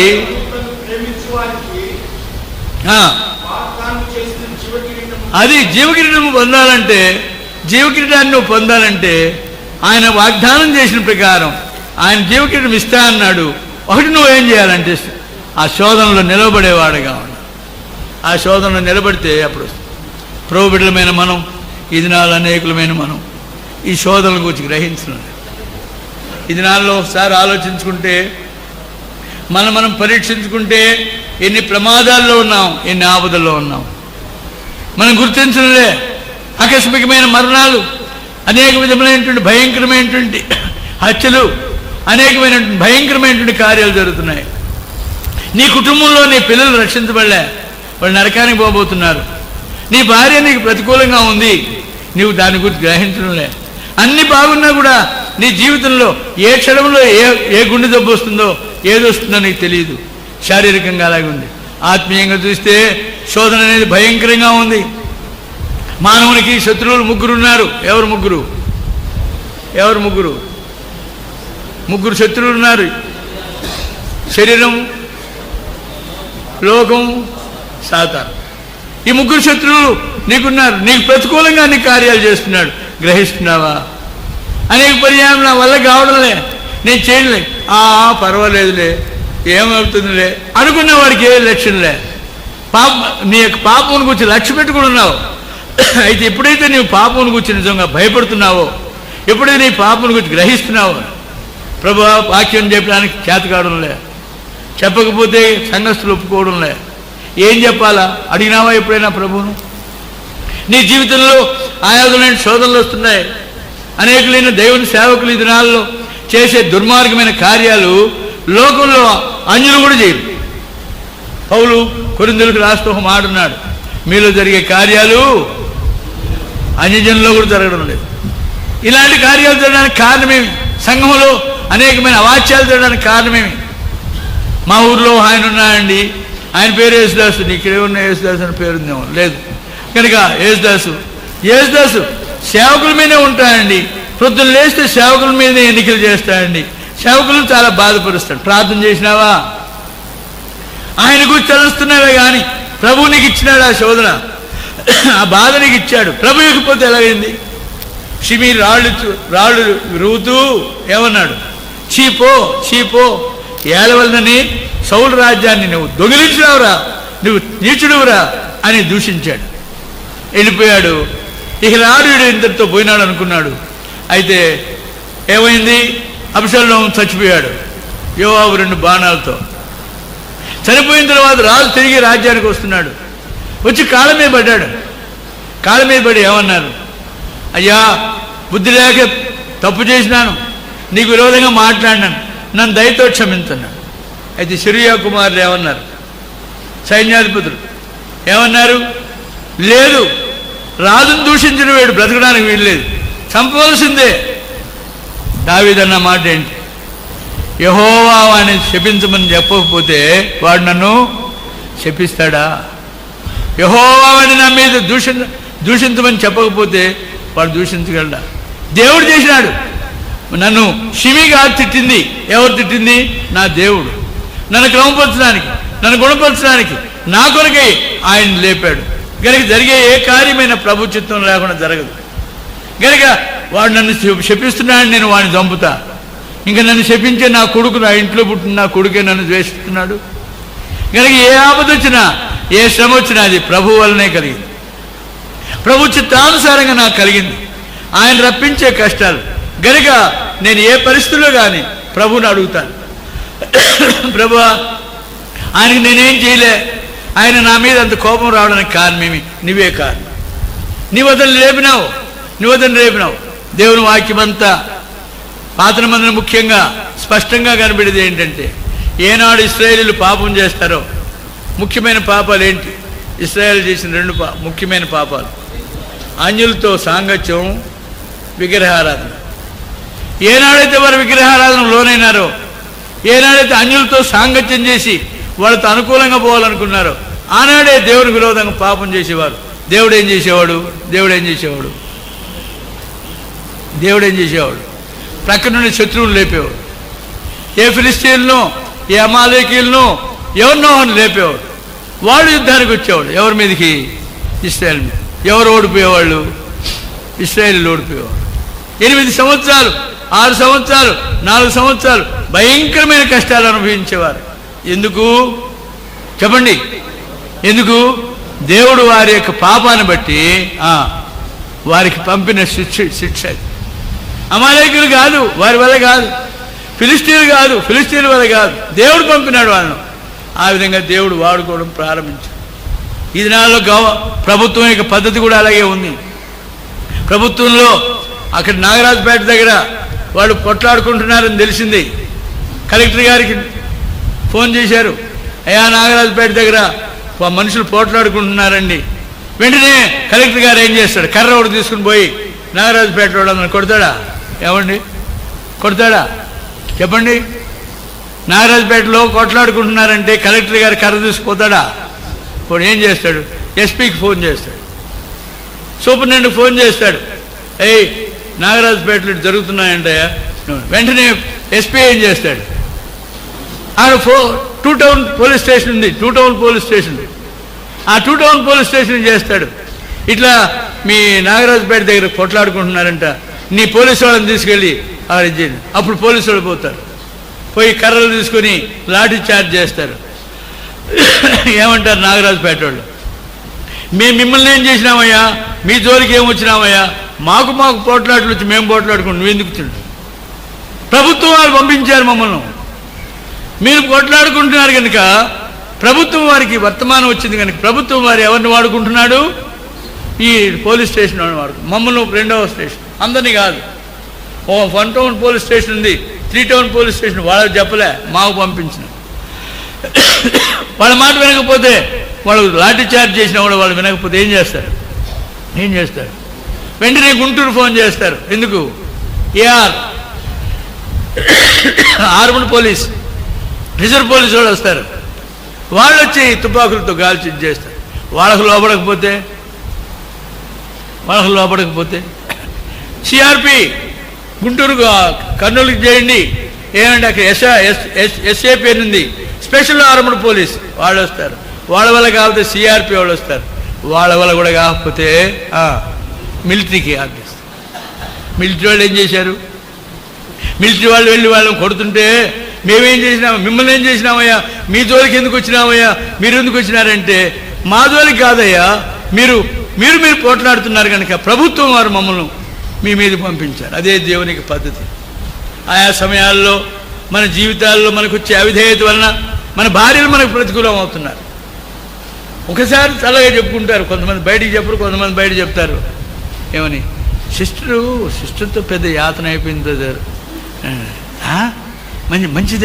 మంచిదేనండి. అసలు మొన్నటిదాకా అసలు నేను అక్కడ వస్తూ అని అంటే భయపడిపోయేదండి. ఇప్పుడు నా పిల్లలే నాకు లోబడం లేదండి. ఏం కారణం? నీ భార్య కోపం కాదు, నీ పిల్లల అవిధేయత కాదు, నీ జీవితంలో వచ్చిన లోపాన్ని బట్టి దేవుడు వారిని లేపాడు. వాళ్ళే ఫిలిస్తీన్లు, వాళ్ళే అమాలేకీయులు, వాళ్ళే నాడు దేవునికి పద్ధతి. అది నీ జీవితంలో ఆయా కష్టాలు ఇది ఎరిగితే మనం ఎప్పుడు కూడా దేనికి ఏమన్నాడు దావీదు? చెరియా కుమారులారా మీతో నాకేమీ పని. యెహోవా వాడిని శపించమని చెప్పకపోతే వాడు నన్ను శపిస్తాడా? యెహోవానికి అనుమతి ఇకపోతే, అరే నా కడుపును పుట్టిన నా కొడుకే నాకు విరోధమైనాడు, దానికి ఏం చేయాలా? నేనేం చేశాను వాడికి? దేవుడు లేపినాడు నన్ను గుణపరచడానికి. ప్రియ సహోదరుడా, ఏ కష్టమైనా ఏ శ్రమైనా మనుషుల వల్ల కలిగేది కాదు, వారి వల్ల మీరు వల్ల కలిగేది కాదు. దేవుని యొక్క చిత్తానుసారంగా నీవు ఆయనకు మొరపెట్టినట్లు ఆయన నీకు ఆపదలు రప్పించాడు గనుక నువ్వు విడిపించాలంటే ఆయనకు మొరపెట్టాలా. నువ్వు ఆయనకు మొరపెడితే ఆయనకి. అందుకే ప్రార్థన ఆసక్తి కలిగి ఉన్నావా? ప్రార్థన చేయకపోవడానికి కారణం ఏమంటే ఎప్పుడైతే కొంచెం వచ్చిందో అప్పుడు గర్విస్తావు.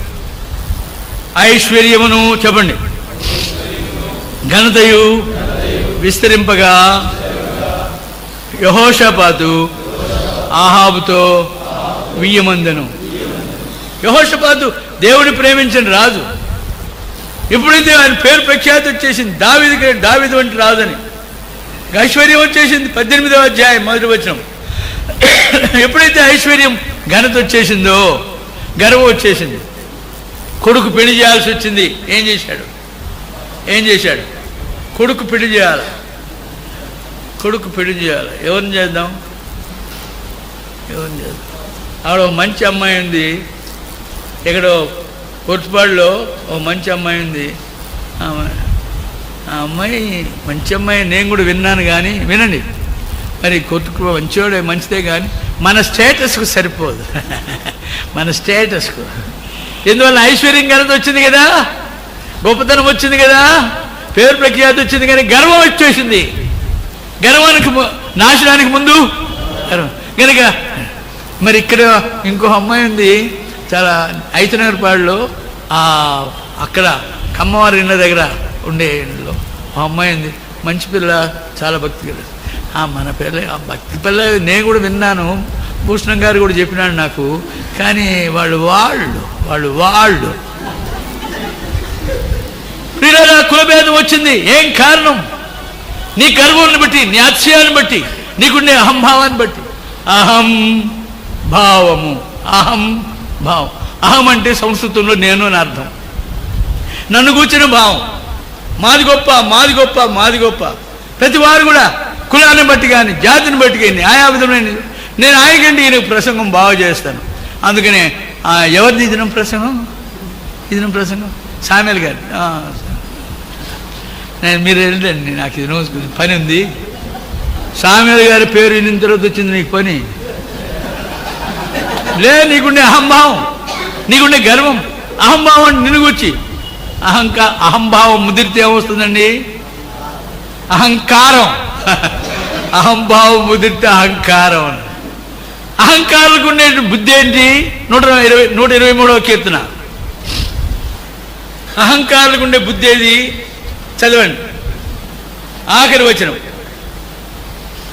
వచనం త్వరగా. యెహోవా అయ్యా మేము అధిక తిరస్కారములు పాలైతిమి. అహంకారుల నిందయు. అహంకారులు ఏం చేస్తారు? నిందిస్తారు. వాడెంత, వీళ్ళెంత, వాడెంత, వీడెంత. ఎందుకంటే అహంకారం వచ్చింది. అహంకార నిందయు. గర్విష్ఠులకి ఏముంటుంది? తిరస్కారం. వాడెంత, వీడెంత. అహంకార నిందయు గర్విష్ఠుల తిరస్కారమును. అదే రాడు. నువ్వు అహంకారంతో ఉన్నవాడు ఎవరి లక్ష్యం?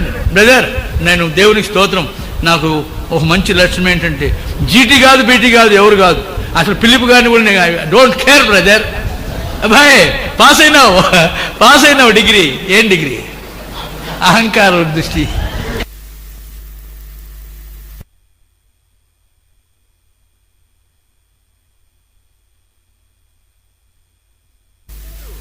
నీ అహంకారాన్ని అది గుర్తించడం లే. అవిధేయత దేవునికి మాట కాదు. గరిగిరే ఎవరిని కేర్ చేయడంలే. వాడిని కేర్ చేయను, వీడిని కేర్ చేయను అని అంటున్నావు. అది అనుకుంటున్నావు పెద్ద గొప్ప భక్తిని. కాదు, అది అహంకారం. నీలో ఉన్న అహంకారం.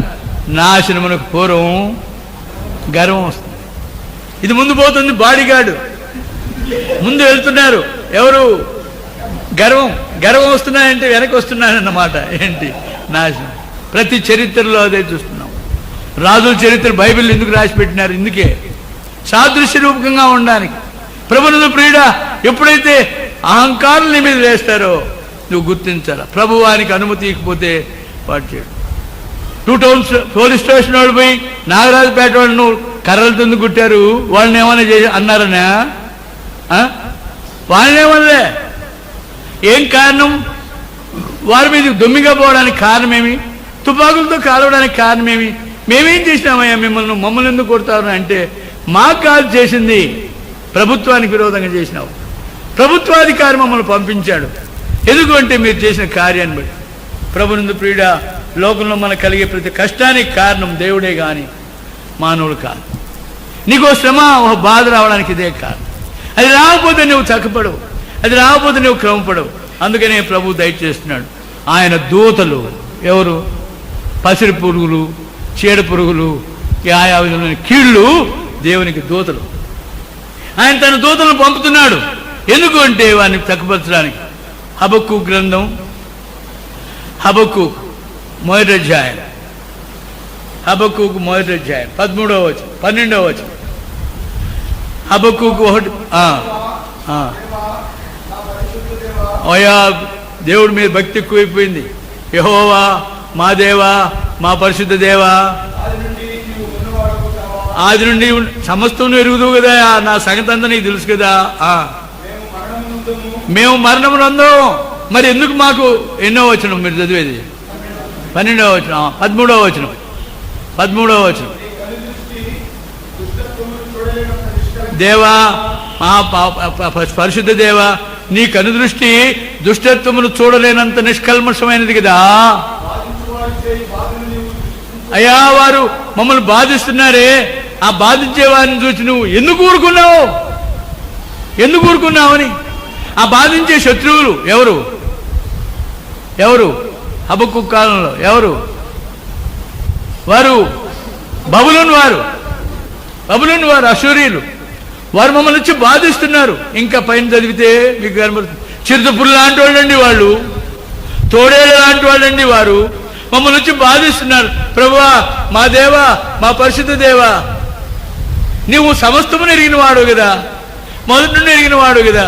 వారు మమ్మల్ని బాధిస్తుంటే వారిని చూసి ఎందుకు ఊరుకున్నావు? ఇది కారణం. ఎందుకు ఊరుకున్నావు? 12. అది కారణం. మా బుద్ధి కుదర్చడానికి, మా గుణం క్రమపడడానికి, మా పెగ్గెంత తెగడానికి నువ్వు వారిని ఏర్పరచు. తీర్పు తెచ్చడానికి నువ్వు వారిని ఏర్పరచుకున్నావు. శ్రీదుర్గమా, మమ్మల్ని దండించడానికే వారిని పుట్టించినావయ్యా. నువ్వు పుట్టించిన వాళ్ళే వాళ్ళు. నువ్వు పుట్టించకపోతే వాళ్ళు రాగలరా? వాళ్ళు మా మీదకి రావడానికి కారణం ఏమంటే మా ఆశ్రయ దుర్గమా నువ్వు వారిని దండించడానికి వారిని ఏర్పరచుకున్నావు నాయనా. గనుక వారు గుర్తించారు. ప్రభు బిడ్డలమైనటువంటి మనం గుర్తించవలసింది ఏంటంటే నీ మీదకి ఏ అధికారి వచ్చినా జీటీ కానీ లేకపోతే పిలుపు గారు కానీ లేకపోతే ఇంకో హయ్య గారు కానీ ఇంకో హయ్య గారు కానీ ఎవరిని కానీ ఎందుకు లేచారంటే నన్ను దండించడానికే. లేకపోతే నేను పిలుపు గారిని బ్రదర్ పిలుపు గారు మా దగ్గరికి వచ్చినప్పుడు నేను 500 రూపాయలు ఇచ్చినాను బ్రదర్, అదన్నా ఆయన కృతజ్ఞత లేదు. ఏమయ్యా పిలుపు గారు నీకు 500 రూపాయలు ఇచ్చినాడు కదా. అరేరే నేనేమనలేదు, నేనేమన్నాను, నేనేం కీడు చేయలేదని. ఆయన చేసింది కాదురా పిచ్చోడా, నువ్వు ఆయన మీద పడి చేస్తున్నావు. దేవుడు నీకు అనుమతి ఇచ్చాడు, ఆయనకు అనుమతి ఇచ్చాడు.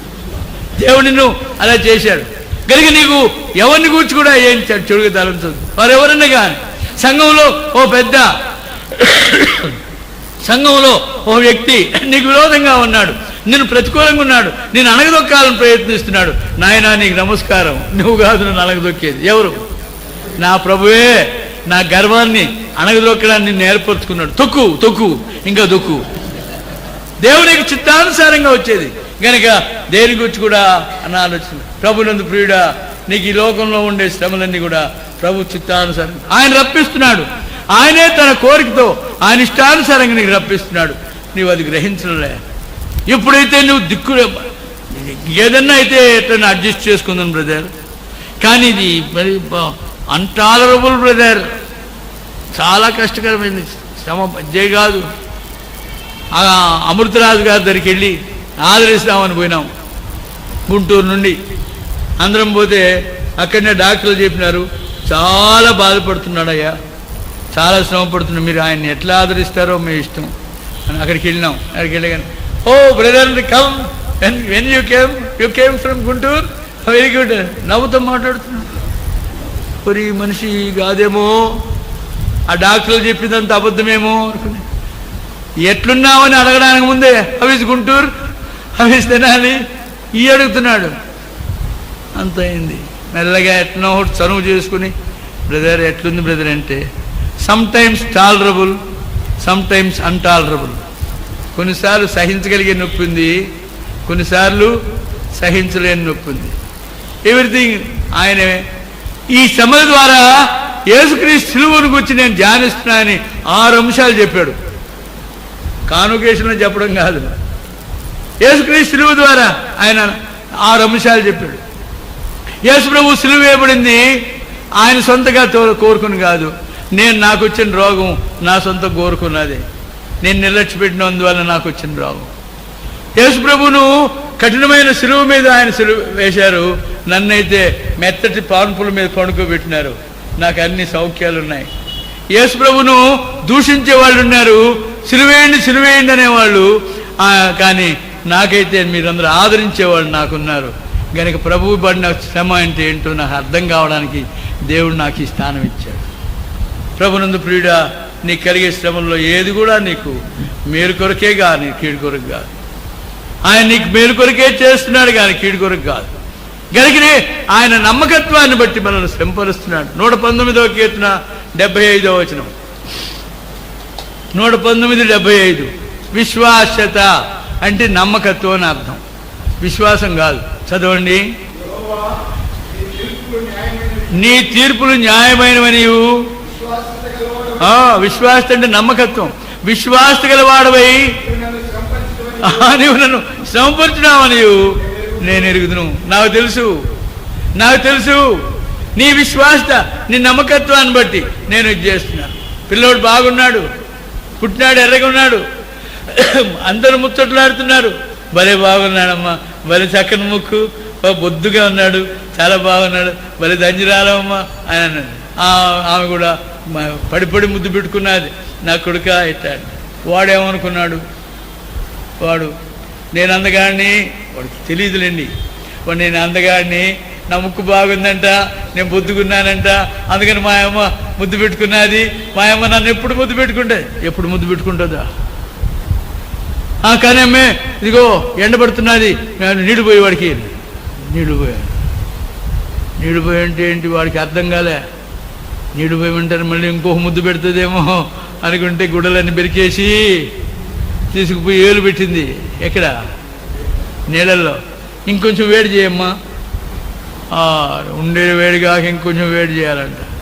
ఆ నీళ్ళు ఎత్తిపోయేటప్పుడు కావు కావు ఏమమ్మా, నా ముద్దు ముక్కు ఏమైపోయా, నా బుద్ధి శరీరం ఏమైపోయా, నా ముద్దులాంటి ముద్దంతా ఏమైపోయాయి, ఏమి నన్ను ఇట్లా బాధపరుస్తున్నావు, కొయ్యో మురమెత్తుకుంటుంటే అప్పుడు ఏం చేస్తుంది, ఆయన తిరిగేసి బోల పడుకోబెడుతుంది.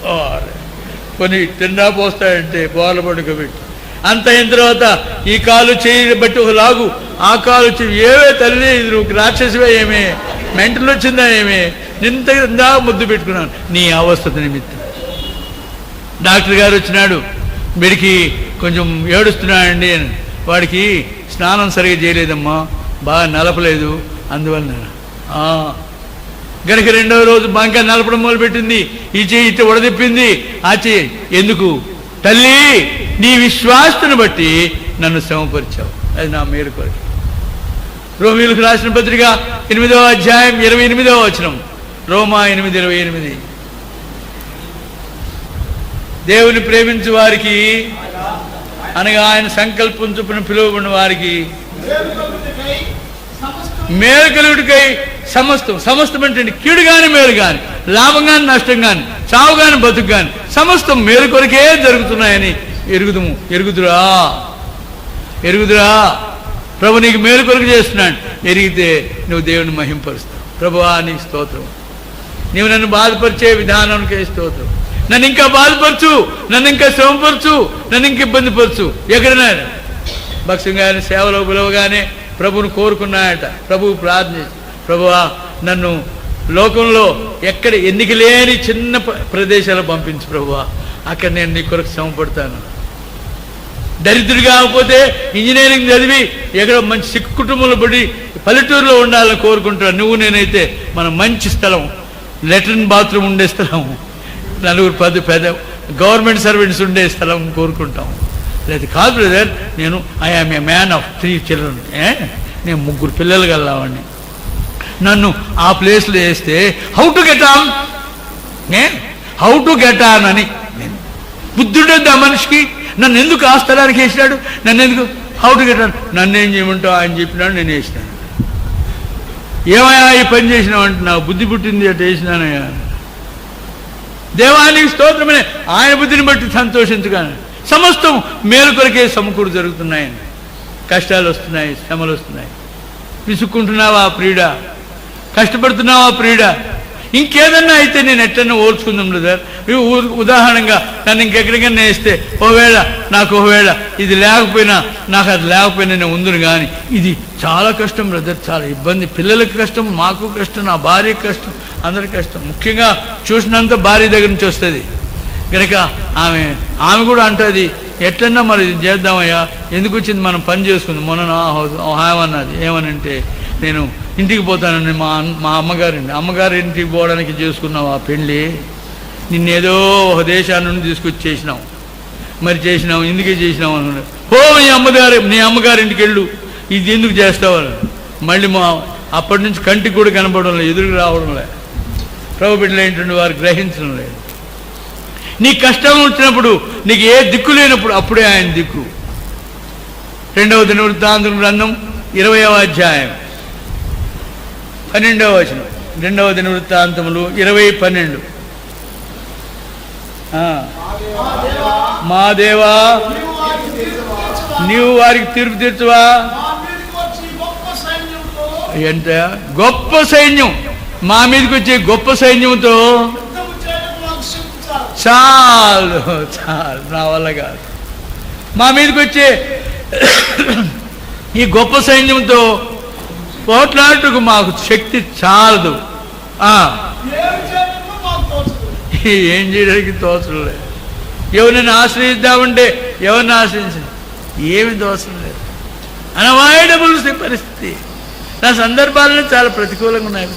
ఏం చేయడానికి నాకేం దోషం లేదు. దేవునికి స్తోత్రం. నీకు ఏమైనా చేయడానికి తోస్తే ఏ కోర్టుకో దేవునికి పెట్టుదు. నీకు ఏమి దోచకపోయినందుకు దేవునికి స్తోత్రం. ఎవరినైనా పక్కన నన్ను అడుగుదామంటే ఆ పక్కన ఆయన అడిగితే ఆయన కష్టాలు ఉన్నాడు. ఏం బ్రదర్ మరి నాకు ఇట్లున్నా, నువ్వు ఆ మాట అంటున్నావు, నువ్వు రోలుకి ఎయిట్ అంటున్నాను, డోళ్ళు 2 తట్లు కొడుతున్నాను, నేనేం చెబుతున్నా. అట్లా ప్రభు బిడ్డలు ఏంటంటే వారు మనం కలుసుకున్నప్పుడు ఒకరి కష్టాలు ఒకరు పంచుకుంటాం, ఒకరి శ్రమలు ఒకరు పంచుకుంటాం. దాని ద్వారా మనకి ఏమర్థమవుతుందంటే ఎవరు లేని శ్రమలు మనకు ఏముంటున్నాయని అనుకుంటాం. లేదు, అందరికీ ఉన్నాయి. దేవుడు అపనమ్మకస్తుడు కాదు, నమ్మకస్తుడు. ఎవరికి ఏది రావాలో సామాన్యంగా మనుషులకు కలిగి శోధన తప్ప ఎక్కువైన శోధన మీకు రాదు. ఆ వచ్చిన దాన్ని కూడా తప్పించుకునే మార్గం ఏంటో తప్పించుకునే మార్గం ప్రభు యొక్క పాదాల మీద పడు. ప్రభు నిన్నే ఆశ్రయిస్తున్నాను, ఏమి చేయటకు నాకు తోచదు, మరి ఏం చేస్తావు చదవండి. అప్పుడు 3వ అంశం వస్తుంది. నీవే మా దిక్కు, నీకంటే మాకు ఆశ్రయం, నీకంటే వేరే ఏ ఆధారం లేదు, నిన్నే నమ్ముకుంటున్నాం, నీ మీదనే ఆధారపడుతున్నాం. గనుక లోకంలో ఏది లేకపోయినా నీవు నాకుంటే చాలు, అదే నాకుండే ధన్యత. నరులెల్లరూ నన్ను విడిచినను, శరీరము కృషించినను. పాట అది, పాట పాట ఊరికి పాడుకునే పాట. పాట ఎప్పుడు పాడారా? పాట ఎప్పుడు పాడారా? సంతోషం వచ్చినప్పుడు.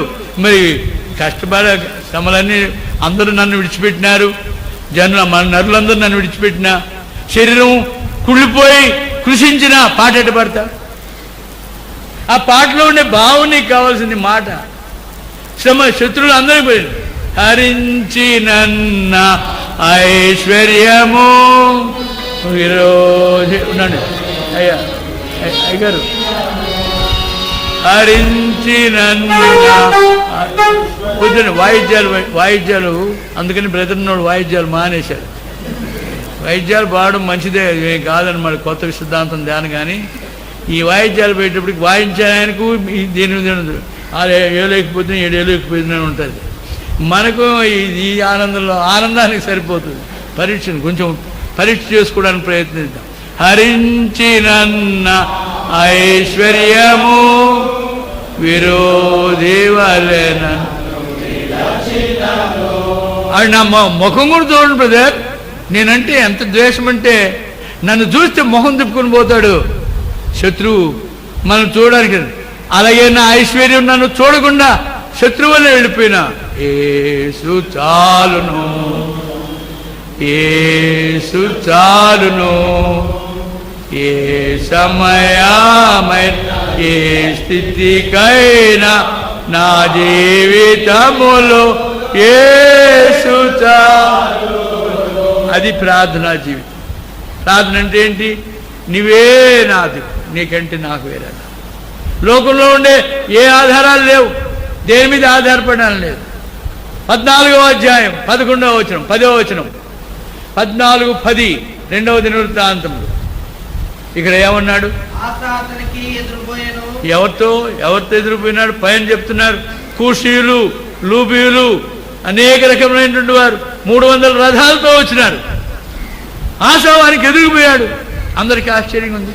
అరే, అంత పెద్ద సైన్యంతో వస్తే ఆయనతో ఎట్లా పోతున్నాడు? పోయినోడు ఓవేళ వాళ్ళ కాళ్ళ మీద పడడానికి వెళ్ళినాడేమో. చదవండి.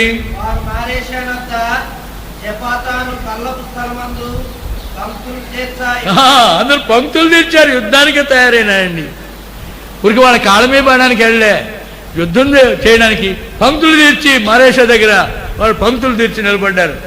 నిలబడిన తర్వాత ఏం చేశారు? ఇదేంటిది? ప్రార్థన ఎప్పుడు చేయాలా? చేపలేసి మెడ్రాస్ చేపలు అవతల మంచి మాంసాలు కూడా ఉడుకుతుంటే అప్పుడు ప్రార్థన చేయాలి. కానీ ఈ అవతల శత్రువు భయంకరుడు, 300 రథాలు ఉన్నాయి, 10,000 సైన్యం ఉంది. అలాంటి సైన్యంతో కూడా వస్తే అప్పుడు ప్రేయర్ మీటింగ్ పెట్టినాడు. ఎక్కడ? మారేష దగ్గర. అందరు పంక్తులు తీర్చేసి మోకాళ్ళుంగి ఏమంటాడు? వే వే వే వే వే అంటే ఏంటి? వే అంటే తెలుగు ఏంటి? English only. వే అంటే ఓన్లీ. నువ్వే నువ్వే నీ నావుననే. చదవండి ఎన్ని వేలు ఉన్నాయో.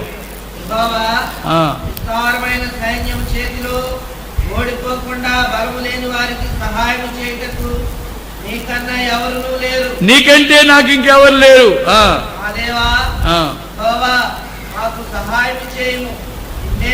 నిన్నే. ఓహో, నిన్నే, ఇంకెవరు లేరు.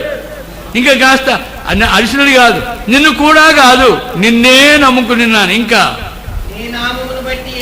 ఏ మళ్ళీ నీ నామను బట్టి ఇంకే నామం లేదు, ఇంకా వేరే లేదు. నీ నామను బట్టి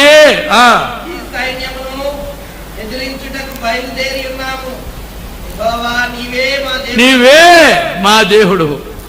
అంతవే అంటే నిన్ను మాత్రమే. దేవా నీవు మాత్రమే, నిన్ను మాత్రమే, నిన్ను మాత్రమే.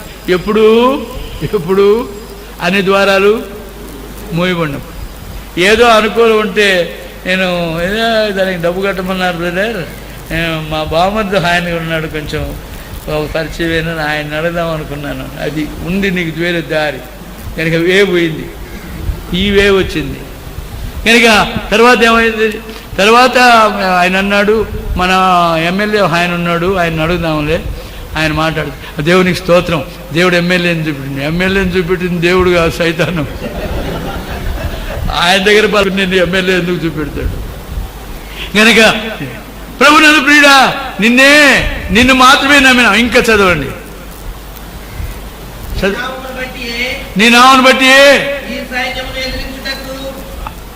చదువు, త్వరగా చదవాలి వాళ్ళు.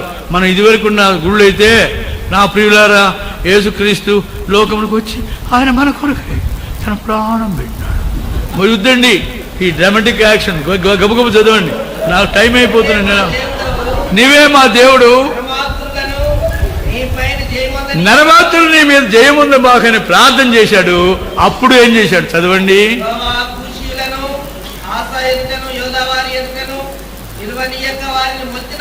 ఆయన ముచ్చినట్టున పారిపోయారు కనుక ఆ గొప్ప కార్యం బెరాక అనుభవం వారికి రావడానికి అవకాశం. ఈ మధ్యాహ్న సమయంలో ప్రభునందు ప్రియుడా, ఇదే నీ మాట. ఎవరికైనా శ్రమ సంభవించినా వాడు ప్రార్థన. నీకు శ్రమ ఉంది, నువ్వు గ్రహించడం లేదు, దాన్ని తప్పించుకుంటున్నావు. నువ్వు ఆయా విధంగా వారిని వీరిని ఆశ్రయించి, దీన్ని ఆశ్రయించి తప్పించుకుంటున్నావు, శ్రమకు లోబడడం లేదు.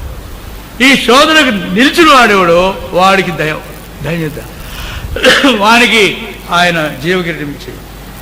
ఎప్పుడైతే తప్పించుకుంటావో కనుక నువ్వు కోరుకో, ప్రభువా నేను నిన్ను మహింపరిచినట్లు నీవు నాకు శ్రమను దయచేయి, నేను నిన్ను ఆశ్రయించినట్లు నీవు నాకు శ్రమను దయచేయి. అదే నా ప్రార్థన. ప్రభు బిడ్డలైన మనం ఈ దినాల్లో ప్రార్థనా పరులం కావడానికి దేవుడు ప్రేమతో మనకిచ్చేటువంటి ప్రతి శ్రమలో, ప్రతి ఇరుకులో, ప్రతి ఇబ్బందిలో ప్రభును స్తుతిద్దాం. అప్పుడే మనం నిజమైన ప్రార్థనా పరులం కావాలి.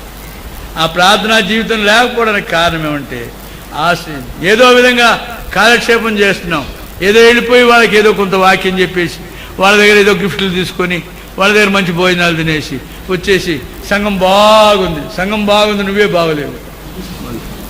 సంఘం బాగానే ఉంది, సంఘానికి ఏం కొదవలే. దేవుని స్తోత్రం బ్రదర్. అందరూ కూడా they are very interesting brother, they are very interesting, they are coming like anything brother.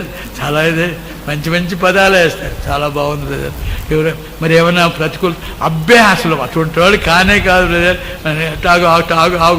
ఆగు.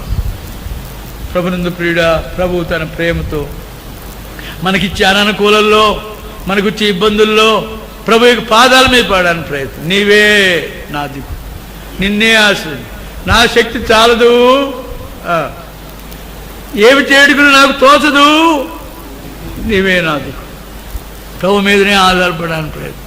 ఇది బోధ కాదు ప్రియుడా, నా చరిత్ర నీ చరిత్ర. ఓసారి తలుచుకో, నేను భక్తుడిని కాదు, నువ్వు భక్తుడివి కాకపోలేదు.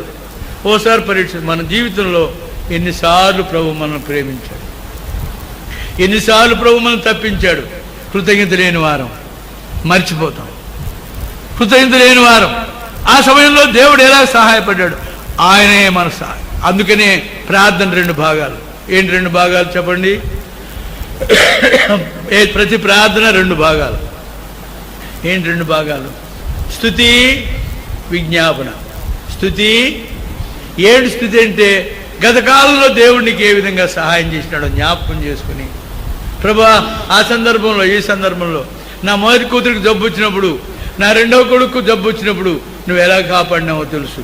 ఇప్పుడు 4వ కొడుకు జబ్బు వచ్చింది, ప్రభువా కరుణించి కాపాడు. అప్పుడు చెప్తావు. ఆ వెనకటి ఆయన చేసిన ప్రేమ కార్యం జ్ఞాపకం చేసుకుని స్తుతిస్తే ఇప్పుడుండే పరిస్థితిని ఆయన బాగు చేయగలిగినాం. కనుక నేను ప్రార్థన 2 భాగాలు. మొదటి స్థుతి, రెండవది విజ్ఞాపం. ప్రభు యొక్క పాదాలు తెచ్చేది. ప్రభు నీకు ఎన్ని మేలు చేశాడో ఎరుగువా ప్రియుడా? ప్రేమ గల ప్రభు నిన్ను ఎన్ని విధాలుగా ఆదుకున్నాడో అని ఎరగవా? ఆయన చేసిన ఉపకారములన్నింటిని బట్టి ఆయనకు స్తుతి చెల్లించడానికి ప్రయత్నం. నువ్వు చేసిన మేలుకై నీ స్తోత్రం ప్రభువా, నువ్వు ఇప్పుడు కూడా చేస్తావు. అప్పుడు చేసిన వాడు ఇప్పుడు కూడా చేస్తావని నమ్మిక వస్తుంది. అప్పుడు నువ్వు దేవుణ్ణి మహింపరిచేవాడు. ప్రభు యొక్క పరిశుద్ధమైనటువంటి సన్నిధిలో ప్రార్థన చేసే వారంగా మనం ప్రార్థనాపూర్ణంగా ఉండాలని. నోయల్ గారిని ఆయన ఉండేవాడు, ఆయనకు ప్రసంగమే చేత ఇచ్చేది కాదు. చేసేవాడు ప్రసంగం, కానీ దినమంతా ప్రార్థనే, ఎప్పుడు ప్రార్థనే, అప్పుడు ప్రార్థన.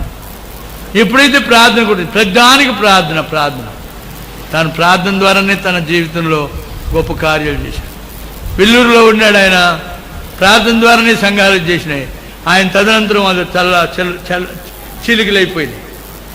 ఏం కారణం అంటే ప్రార్థన లేమి.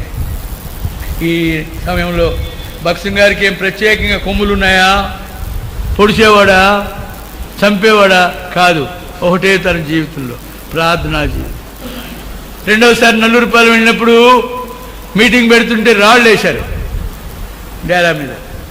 నేను అనుకున్నాను ఏం చేస్తాడు, నాకు ఇదే పని ఏంటంటే ఏం చేస్తాడో చూద్దామని అని చేస్తే రాళ్ళు పడ్డాయి.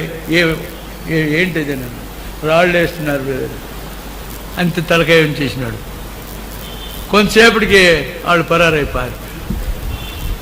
మేము ఒకసారి రాయచుడ్డి పెళ్ళికి వెళ్తున్నాం, గోవిందరెడ్డి కూతురు పెళ్ళికి. ఒకటే కూతురు ఆయనకి. ఆ కూతురు పెళ్ళికి వెళ్తున్నాం. నేను అప్పుడు కడపలో ఉన్నాను. ఓ ట్యాక్సీ మాట్లాడుకున్నారు. ఆ దినాల్లో 70 రూపాయలు ఏమో. దాన్ని అందరూ ఎక్కినాం. నేను, నా భార్య, మా సహోదరులు అందరూ ఎక్కినాం. ఆయన ఎక్కమన్నాడు. పోయినాం.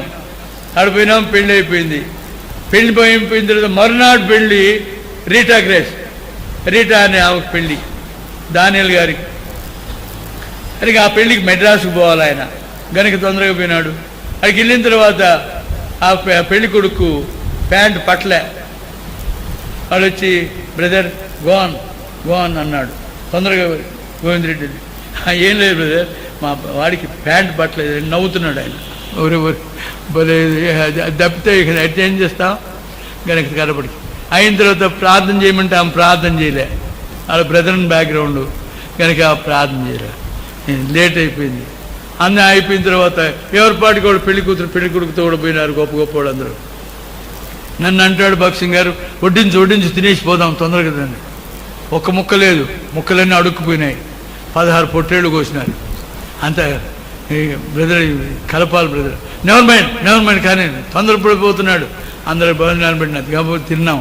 ఏది వ్యాన్ ఏది అంటే వెజిటబుల్ బిర్యానీ తీసుకురావడానికి హ్యాపీ పాలు దాన్ని తీసుకుపోయినాడు. అరే మరి ఆయన వచ్చినాడు. మొత్తం మీద బయలుదేరినాం. అప్పటికే లేట్ అయిపోయింది. వస్తున్నాం. సరిగ్గా గోవల చెరువు మీదకి వచ్చినప్పటికి టాప్ అన్నది, టైర్ బయలుపోయి. దట్స్ ఆల్ రైట్ అన్నాడు. ఇప్పుడు నాకు కోరిక. ఏం కోరిక? ఏం చేస్తాడో చూద్దాం. ఏం చేస్తాడు? నేను కనిపెట్టుకుండేవాడిని ఎప్పుడుండే అనర్థాలు జరిగితే. ఇక్కడికి ఏం చేస్తాడో కూడా. అటు పోయినాడు. అది అన్ని పుల్లు ఉండే స్థలం. అది ఆడిపోయినాడు. ఇక్కడ పోయినాడు. పుల్లు ఉండే స్థలం పోయినాడేమో. ఇక్కడ పోయి మోకాళ్ళం. సాధారణంగా మనం ఏం చేస్తాం? ఎక్కడ లేని ఆపద ముక్కులు మొక్కుతాం. స్వామి టైర్ బయలుపోయింది స్వామి, స్వామి ఇంకో టైర్ వేయి స్వామి. ఎంత పెద్ద కమాండో చెప్పడానికి ఏంటి? నిజమైంది కాదు, ఉద్రేకం. అక్కడ ఎక్కడ మోకాళ్ళునోడు కాదు ఆయన. వాడేం చేసినాడు? ఆ టైరు వెనక స్పేర్ టైర్ తీసి ముందుకేసి ఈ టైర్ తీసి వెనక్కి అయిపోయేటప్పటికి అది పట్టలే. ఏమై భయం అంటే ఇది పట్టలేదని. That's all right. ఏదైనా లారీ ఉందేమో చూడన్నాడు. అనేటప్పటికీ ఒక లారీ వచ్చి ఆగి. ఆ లారీ ఉంటే దానిలో ఏమైనా స్థలం ఉందేమో చూడండి. అక్కడ వెళ్ళి అడిగేటప్పటికి ఓనర్ ఉన్నాడు బస్సులో.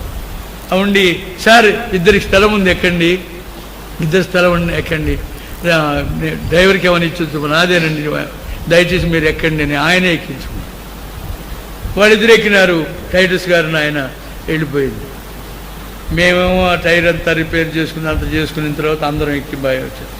వచ్చేవాళ్ళ ఇంటికి పోకూడదు, లే ఏం చేస్తున్నాడో చూద్దామని స్టేషన్ గేట్ మ్యాన్ అడిగినాం, ఏమయ్యా మెయిల్ వచ్చిందంటే రైట్ టైం సార్ ఇది మెయిల్. రైట్ టైం అయితే పోయే ఉంటుంది, చాలా లేట్. అక్కడి నుంచి స్టేషన్కి వస్తే అక్కడే ఉంది మెయిల్. ముక్కు తడుక్కుంటూ కూర్చో ఉన్నాడు. ఏం బ్రదర్ బండి పోలేదా అంటే, పోలేదు. మరి ఎందుకు పోలేదు? ఏమో నాకు తెలియదు, వెళ్ళిపోయి డ్రైవర్ని అడుక్కోండి. అక్కడికి వెళ్తే దానిలో ఏదో చెడిపోయింది. అది చెడిపోయింది కనుక అక్కడ ఆగిపోయింది. ఆయనకు సరిగ్గా లేటుగా వచ్చినా కూడా అందింది. ఆ ట్రైన్లు ఎక్కినారు. ఇలాంటివి ఇన్ని చెప్పమంటే అని చెప్తా, నాకు తెలిసినంత మటు అనేక పర్యాయములు అనేక ఏం కారణం అంటే ప్రతి ఇబ్బందిలో ప్రతి శ్రమలో ప్రభుకు విజ్ఞాపన. అదే తన గొప్పతనం. తన ప్రసంగం కాదు, తనకు బోధ తెలుసు. కానీ అది నాలుగు దొరలు చాలామంది ఉండేవారు, మంచి మంచి వర్తమానం, ఎంతో వర్తమానాలు ఇచ్చి ఉండేవారు ఉండొచ్చు, మంచి వాక్యం చెప్పేవారు ఉండొచ్చు. ఏమిటి భక్సింగ్లో ఉండే గొప్పతనం అంటే ఆపదలో ప్రభు యొక్క పాదాలు నాశనం. నీవు ప్రభువా నా శక్తి చాలదు, నేనేం చేయాలా? రేపు నేను ఒక పెళ్లికి పోవాలా, ఏం చేయాలా? ఇటు చిత్తూరు మీదకి పోదామా అనుకున్నాడు ముందు. కాదు లారీ అని అన్నారు. సరిగ్గా లారీ వచ్చింది. ప్రభువా నీకు స్తోత్రం. మేము వచ్చి బ్రదర్ ఎంత ఆశ్చర్యం బ్రదర్ అంటే, అవునండి చాలా అద్భుతం అండి అని అనడంలే. ఎన్నో చూసినాడు కదా brother, wonderful it is brother, ఎంత ఆశ్చర్యం. ఆ లారీ అప్పుడు రావడం, ఈ బండి చెడిపోవడం, ఇదంతా చాలా ఆశ్చర్యం. Lord is great, lord is great. దేవుడు గొప్పవాడు. దాని జీవితం అంతా నాకు పిల్లలు పెళ్లిళ్ళు చేయడానికి వచ్చేవాడు. అప్పుడు ఒక్కసారి ప్రతిసారి సార్ ఒకసారి ట్రైన్కి వెళ్ళాలని ప్రయత్నించినాడు. మీటింగ్ అయిపోగానే ట్రైన్ ఉండేది బెంగళూరు టు హైదరాబాద్. అప్పుడు ట్రైన్కి వెళ్ళాలనేవాడు. ఆ రోజు జగరయ్య దగ్గరికి వెళ్ళి ప్రార్థన చేయాలంటాడు. Time brother it is time brother, ఊరుకుండలేక చెప్పేవాడు time brother. Yes that's all right, I know. నాకు తెలిసిన నోరు ముయ్యని అర్థం. సరే అక్కడికి అంత అయిన తర్వాత అక్కడికి పోతే స్టేషన్ నిండా క్రిక్కిరిసిన జనం, పోలీసు వాళ్ళు, కలెక్టర్లు అందరూ. ఏమనంటే ఆయన పేరు సుబ్బారెడ్డి.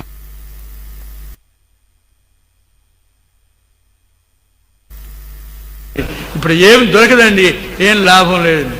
సార్ బ్రదర్ ఇది నువ్వు మద్దూరు సుబ్బారెడ్డి పోతున్నాయంటే my lord never failed me అంటే నా ప్రభు ఎప్పుడు నన్ను నాకు తప్పుకోలేదు.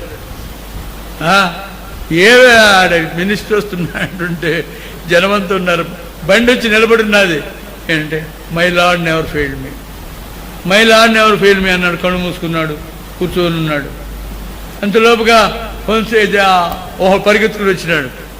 స్టేషన్ మాస్టర్ పిలుస్తున్నాడండి. ఏమనంటే మద్దూరు సుబ్బారెడ్డికి ఏదో జబ్బు చేసిందట, రాయంట, కనుక ఆయన సీట్లో మీ ముసలాయన కూర్చుని పెట్టాడు. ఇలాంటివి అనేక మంది చెప్పగలరు. My lord never failed. అనేక పర్యాలు విమానానికి పోవాలి. ఒకసారి పెళ్ళి అయిపోయింది, ఆ విమానం తీసుకుపోయినాం. మంచి ఎండ, పుర్రి గాలిపోతున్నది, బట్టనెత్తాడు. బ్రదర్ ఎండగా ఉంది, మళ్ళీ పోదాం రండి, గుంటూరు వెళ్దాం, మీరు తర్వాత రిజర్వ్ చేద్దామంటే మై లార్డ్ నెవర్ ఫెయిల్డ్ మీ. ఇదే మాట. నా ప్రభు నన్ను ఎప్పుడు కూడా విడిచిపెట్టలేదు. మరి ఎట్లా విమానాలు పోతుంటే అప్పటికి ఇంకా 60 మంది ఉన్నారు వెయిటింగ్ లిస్టులో, 60 మంది ఉన్నారు. ఇప్పుడు ఎట్లా పోతా ఉన్నారు? మై లార్డ్ నెవర్ ఫెయిల్డ్ మీ. ఆ పైలట్ ఉన్నవాడు కిందికి దూకి పరిగెత్తుకుని పోయి బుకింగ్ ఆఫీస్లో ఆ ముసలాయన నేను తీసుకుపోతాను కనుక నేను ఆ రిస్క్ నేను తీసుకుంటాను. మరి 60 మంది ఉన్నారు, నేను తీసుకుంటాను మావాడని చెప్తానన్నాను. కనుక వెళ్ళినాడు.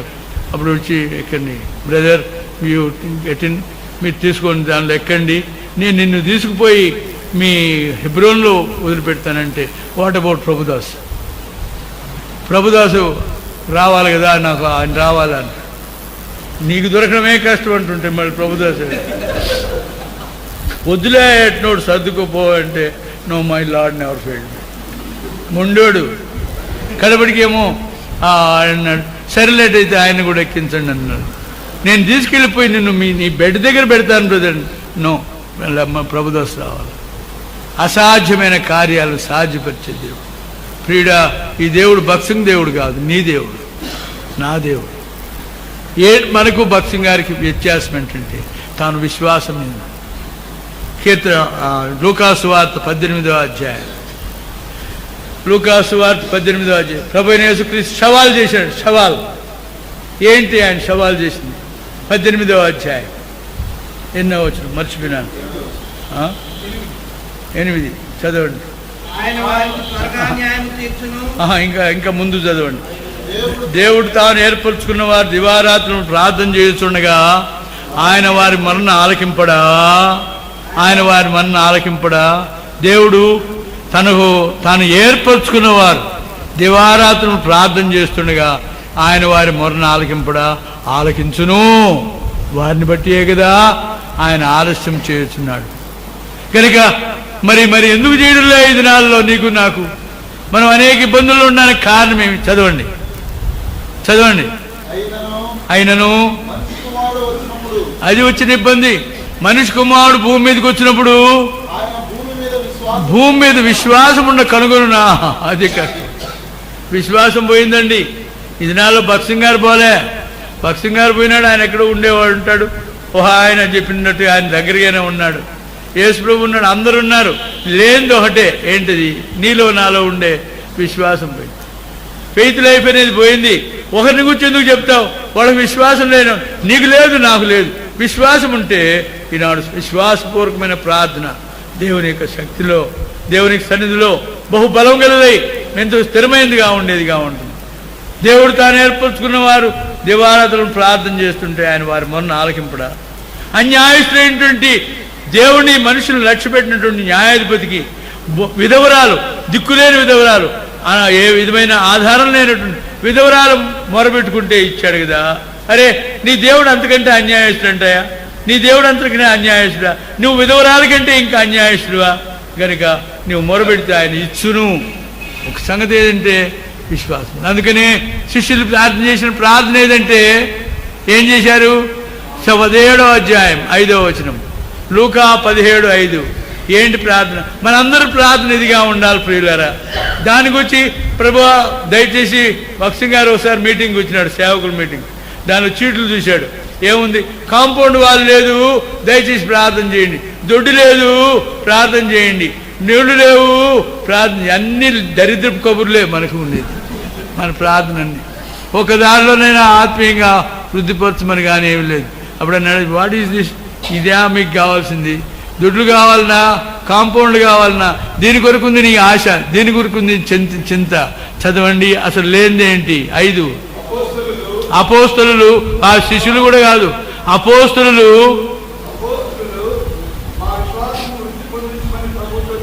అది ప్రార్థన. ప్రభువా మా విశ్వాసం వృద్ధి పొందించిన ఆయన. నమ్మిక పోయింది, మా విశ్వాసం పోయింది. మా పితరులు విశ్వాసంతో జీవించారు. దేవుని వాక్యంలో అఖండమైనటువంటి కార్యాలు చేశారు. వాళ్ళు పోతే పోయినారు. వాళ్ళ తర్వాత దేవునికి భక్తులు అలాగా చేశారు. వారి ప్రార్థన ఆలకించినావు. భక్సింగ్ గారు చేశాడు, ఆయన ప్రార్థన. నేను చేశాను. నువ్వు చేయలే. నువ్వు చేసినప్పుడు దేవునికి సహాయం చేయలే, చేశాడు. ఇప్పుడు వచ్చిన కష్టం ఏంటంటే కష్టం? విశ్వాసం కోల్పోయినావు. కనుక నీ సమయంలో ప్రభు యొక్క పాదం దగ్గర విశ్వాసం గురించి ప్రార్థన. మీ అనుదిన ప్రార్థనలో రాత్రింబగలు ప్రార్థించండి. ప్రభువా మా విశ్వాసం నీకుంటే నువ్వు లోకంలో సమస్తులు. విశ్వాసం లేకుండా 6వ వచనం చదవండి. హెబ్రీ 11:6. విశ్వాసం లేకుండా దేవునికి ఇష్టం అసాధ్యం. చదవండి. ఏంటి విశ్వాసం అంటే? ఏమైనా గంభీరమైన విషయాలా? చదవండి. విశ్వాసం లేకుండా దేవునికి ఇష్టం అసాధ్యం. విశ్వాసం అంటే ఏంటి? దేవుని ఎదుగు వచ్చేవాడు, ఆయన ఉన్నాడని, ఆయన తను వెతికే వారికి ఫలితం దయచేసేవాడని నమ్మాలి కదా. గనుక విశ్వాసంతో ఆయన అడుక్కోవడానికి, ప్రభువా నాకు విశ్వాసం దయచేయి, నాకు విశ్వాసం. యాకోబు రాస్తాడు ఏమని? నాకు విశ్వాసం ఉంది, నీ క్రియలు ఉన్నాయని అనబాకు. విశ్వాసం క్రియలు లేనిదైతే అది మృతమైంది. ప్రభు యొక్క సన్నిధిలో ప్రభువా నమ్ముతున్నా, నేను సంపూర్ణంగా ఆధారపడుతున్నా. ఆ ఎండలో కూర్చొని విమానంలో సీటు కావాలంటే ఎట్లా వస్తుంది? కనీసం మనకు తెలిసిన వాళ్ళు ఎవరైనా ఉంటే వాళ్ళ రికమెండేషన్ తీసుకుంటే బాగుంటుంది కదా. ఏదైనా కనీసం ఎవరైనా అడిగి ఆ టికెట్ కలెక్టర్నే ఎవరిని అడిగి సీట్ చూసుకుంటే మంచిది కదా. విశ్వాసంతో ప్రభు మీద ఆధారపడేవాడు. అదే తన జీవితం కొనసాగి. మరి అలాంటి ఆయనకి రోగం ఎందుకు వచ్చింది చెప్పండి. ఎందుకు వచ్చింది చెప్పండి? తను మహింపరచుడు రాశాడు కదా. మనం మహింపరచడానికే మనకు శ్రమలు రప్పిస్తాడు. ఎంత పెద్ద భక్తుడైతే అన్ని కష్టాలు వచ్చాయి కనుక మిగతా వాళ్ళందరికీ వ్యాధుల్లో బాధపడ్డారు కొన్ని దినాలు, కానీ ఆయన కొన్ని సంవత్సరాలు బాధపడ్డాడు దిక్కు లేకుండా. కనుక ప్రభు తను ప్రేమించిన వారికి అనేక విధమైనటువంటి మేలు దయచేసేవాడుగా ఉన్నాడు. మొదటి పేతురు మొదటి అధ్యాయం 6వ వచనం చదవండి, 5 కూడా చదవండి. మొదటి పేతురు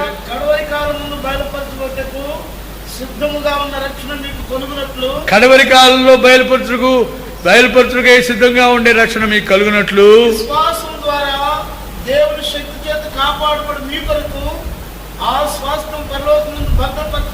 ఆనందం, సంతోషం. ఏం కారణం అంటే విశ్వాసం ద్వారా భద్రపరచబడే మీ కొరకు ఆ స్వాస్థ్యం. ఏం స్వాస్థ్యం? అక్షయమైన నిర్మలమైన వాడబారిన స్వాస్థ్యం మనకు వస్తుందని సంతోషంతో ఉన్నారు. అయితే ఇప్పుడు ఏమంటావు? దీనివల్ల మీరు ఆనందిస్తున్నారు. రాబోతున్నది రాజ్యం, రాబోతున్నది పరలోకంలో సదాకాలం అంటుంటాను వజ్ర వైడూర్యాలతో బంగారంతో ఉంటుంది అని. ఈ బంగారం దానికి మళ్ళీ ఆ బంగారానికి పోవాలని చూస్తున్నాం, ఆనందంలో ఉన్నాం. అయితే కానీ అది కష్టం, అవసరం. ఇది అవసరం. ఏం అవసరం? అవసరం బట్టి నానా విధులు, నీకు భార్య ద్వారా, ఇంకో భర్త ద్వారా, ఆయన కొడుకుల ద్వారా, ఆయన కూతుల ద్వారా, పెద్దల ద్వారా, సేవకుల ద్వారా, ఒక్కొక్కరికి ఒక్కొక్క రకం నానా విధమైనటువంటి శోధన వచ్చేది. మీరు ఇప్పుడు కొంతకాలం శోధించబడుతుంది. ఎందుకయ్యా ఇంత ప్రేమించినావు కదా, అంత మంచి రాజ్యం ఇస్తున్నావు కదా, అక్షయమైన నిర్మలమైన వాడబాని స్వాస్థ్యం ఇస్తున్నావు కదా, అలాంటి మేలు చేసే నీకు ఈ దుర్బుద్ధి ఎందుకు పుట్టింది, మమ్మల్ని ఎందుకు బాధపరుస్తావు అంటావా? ఏడు.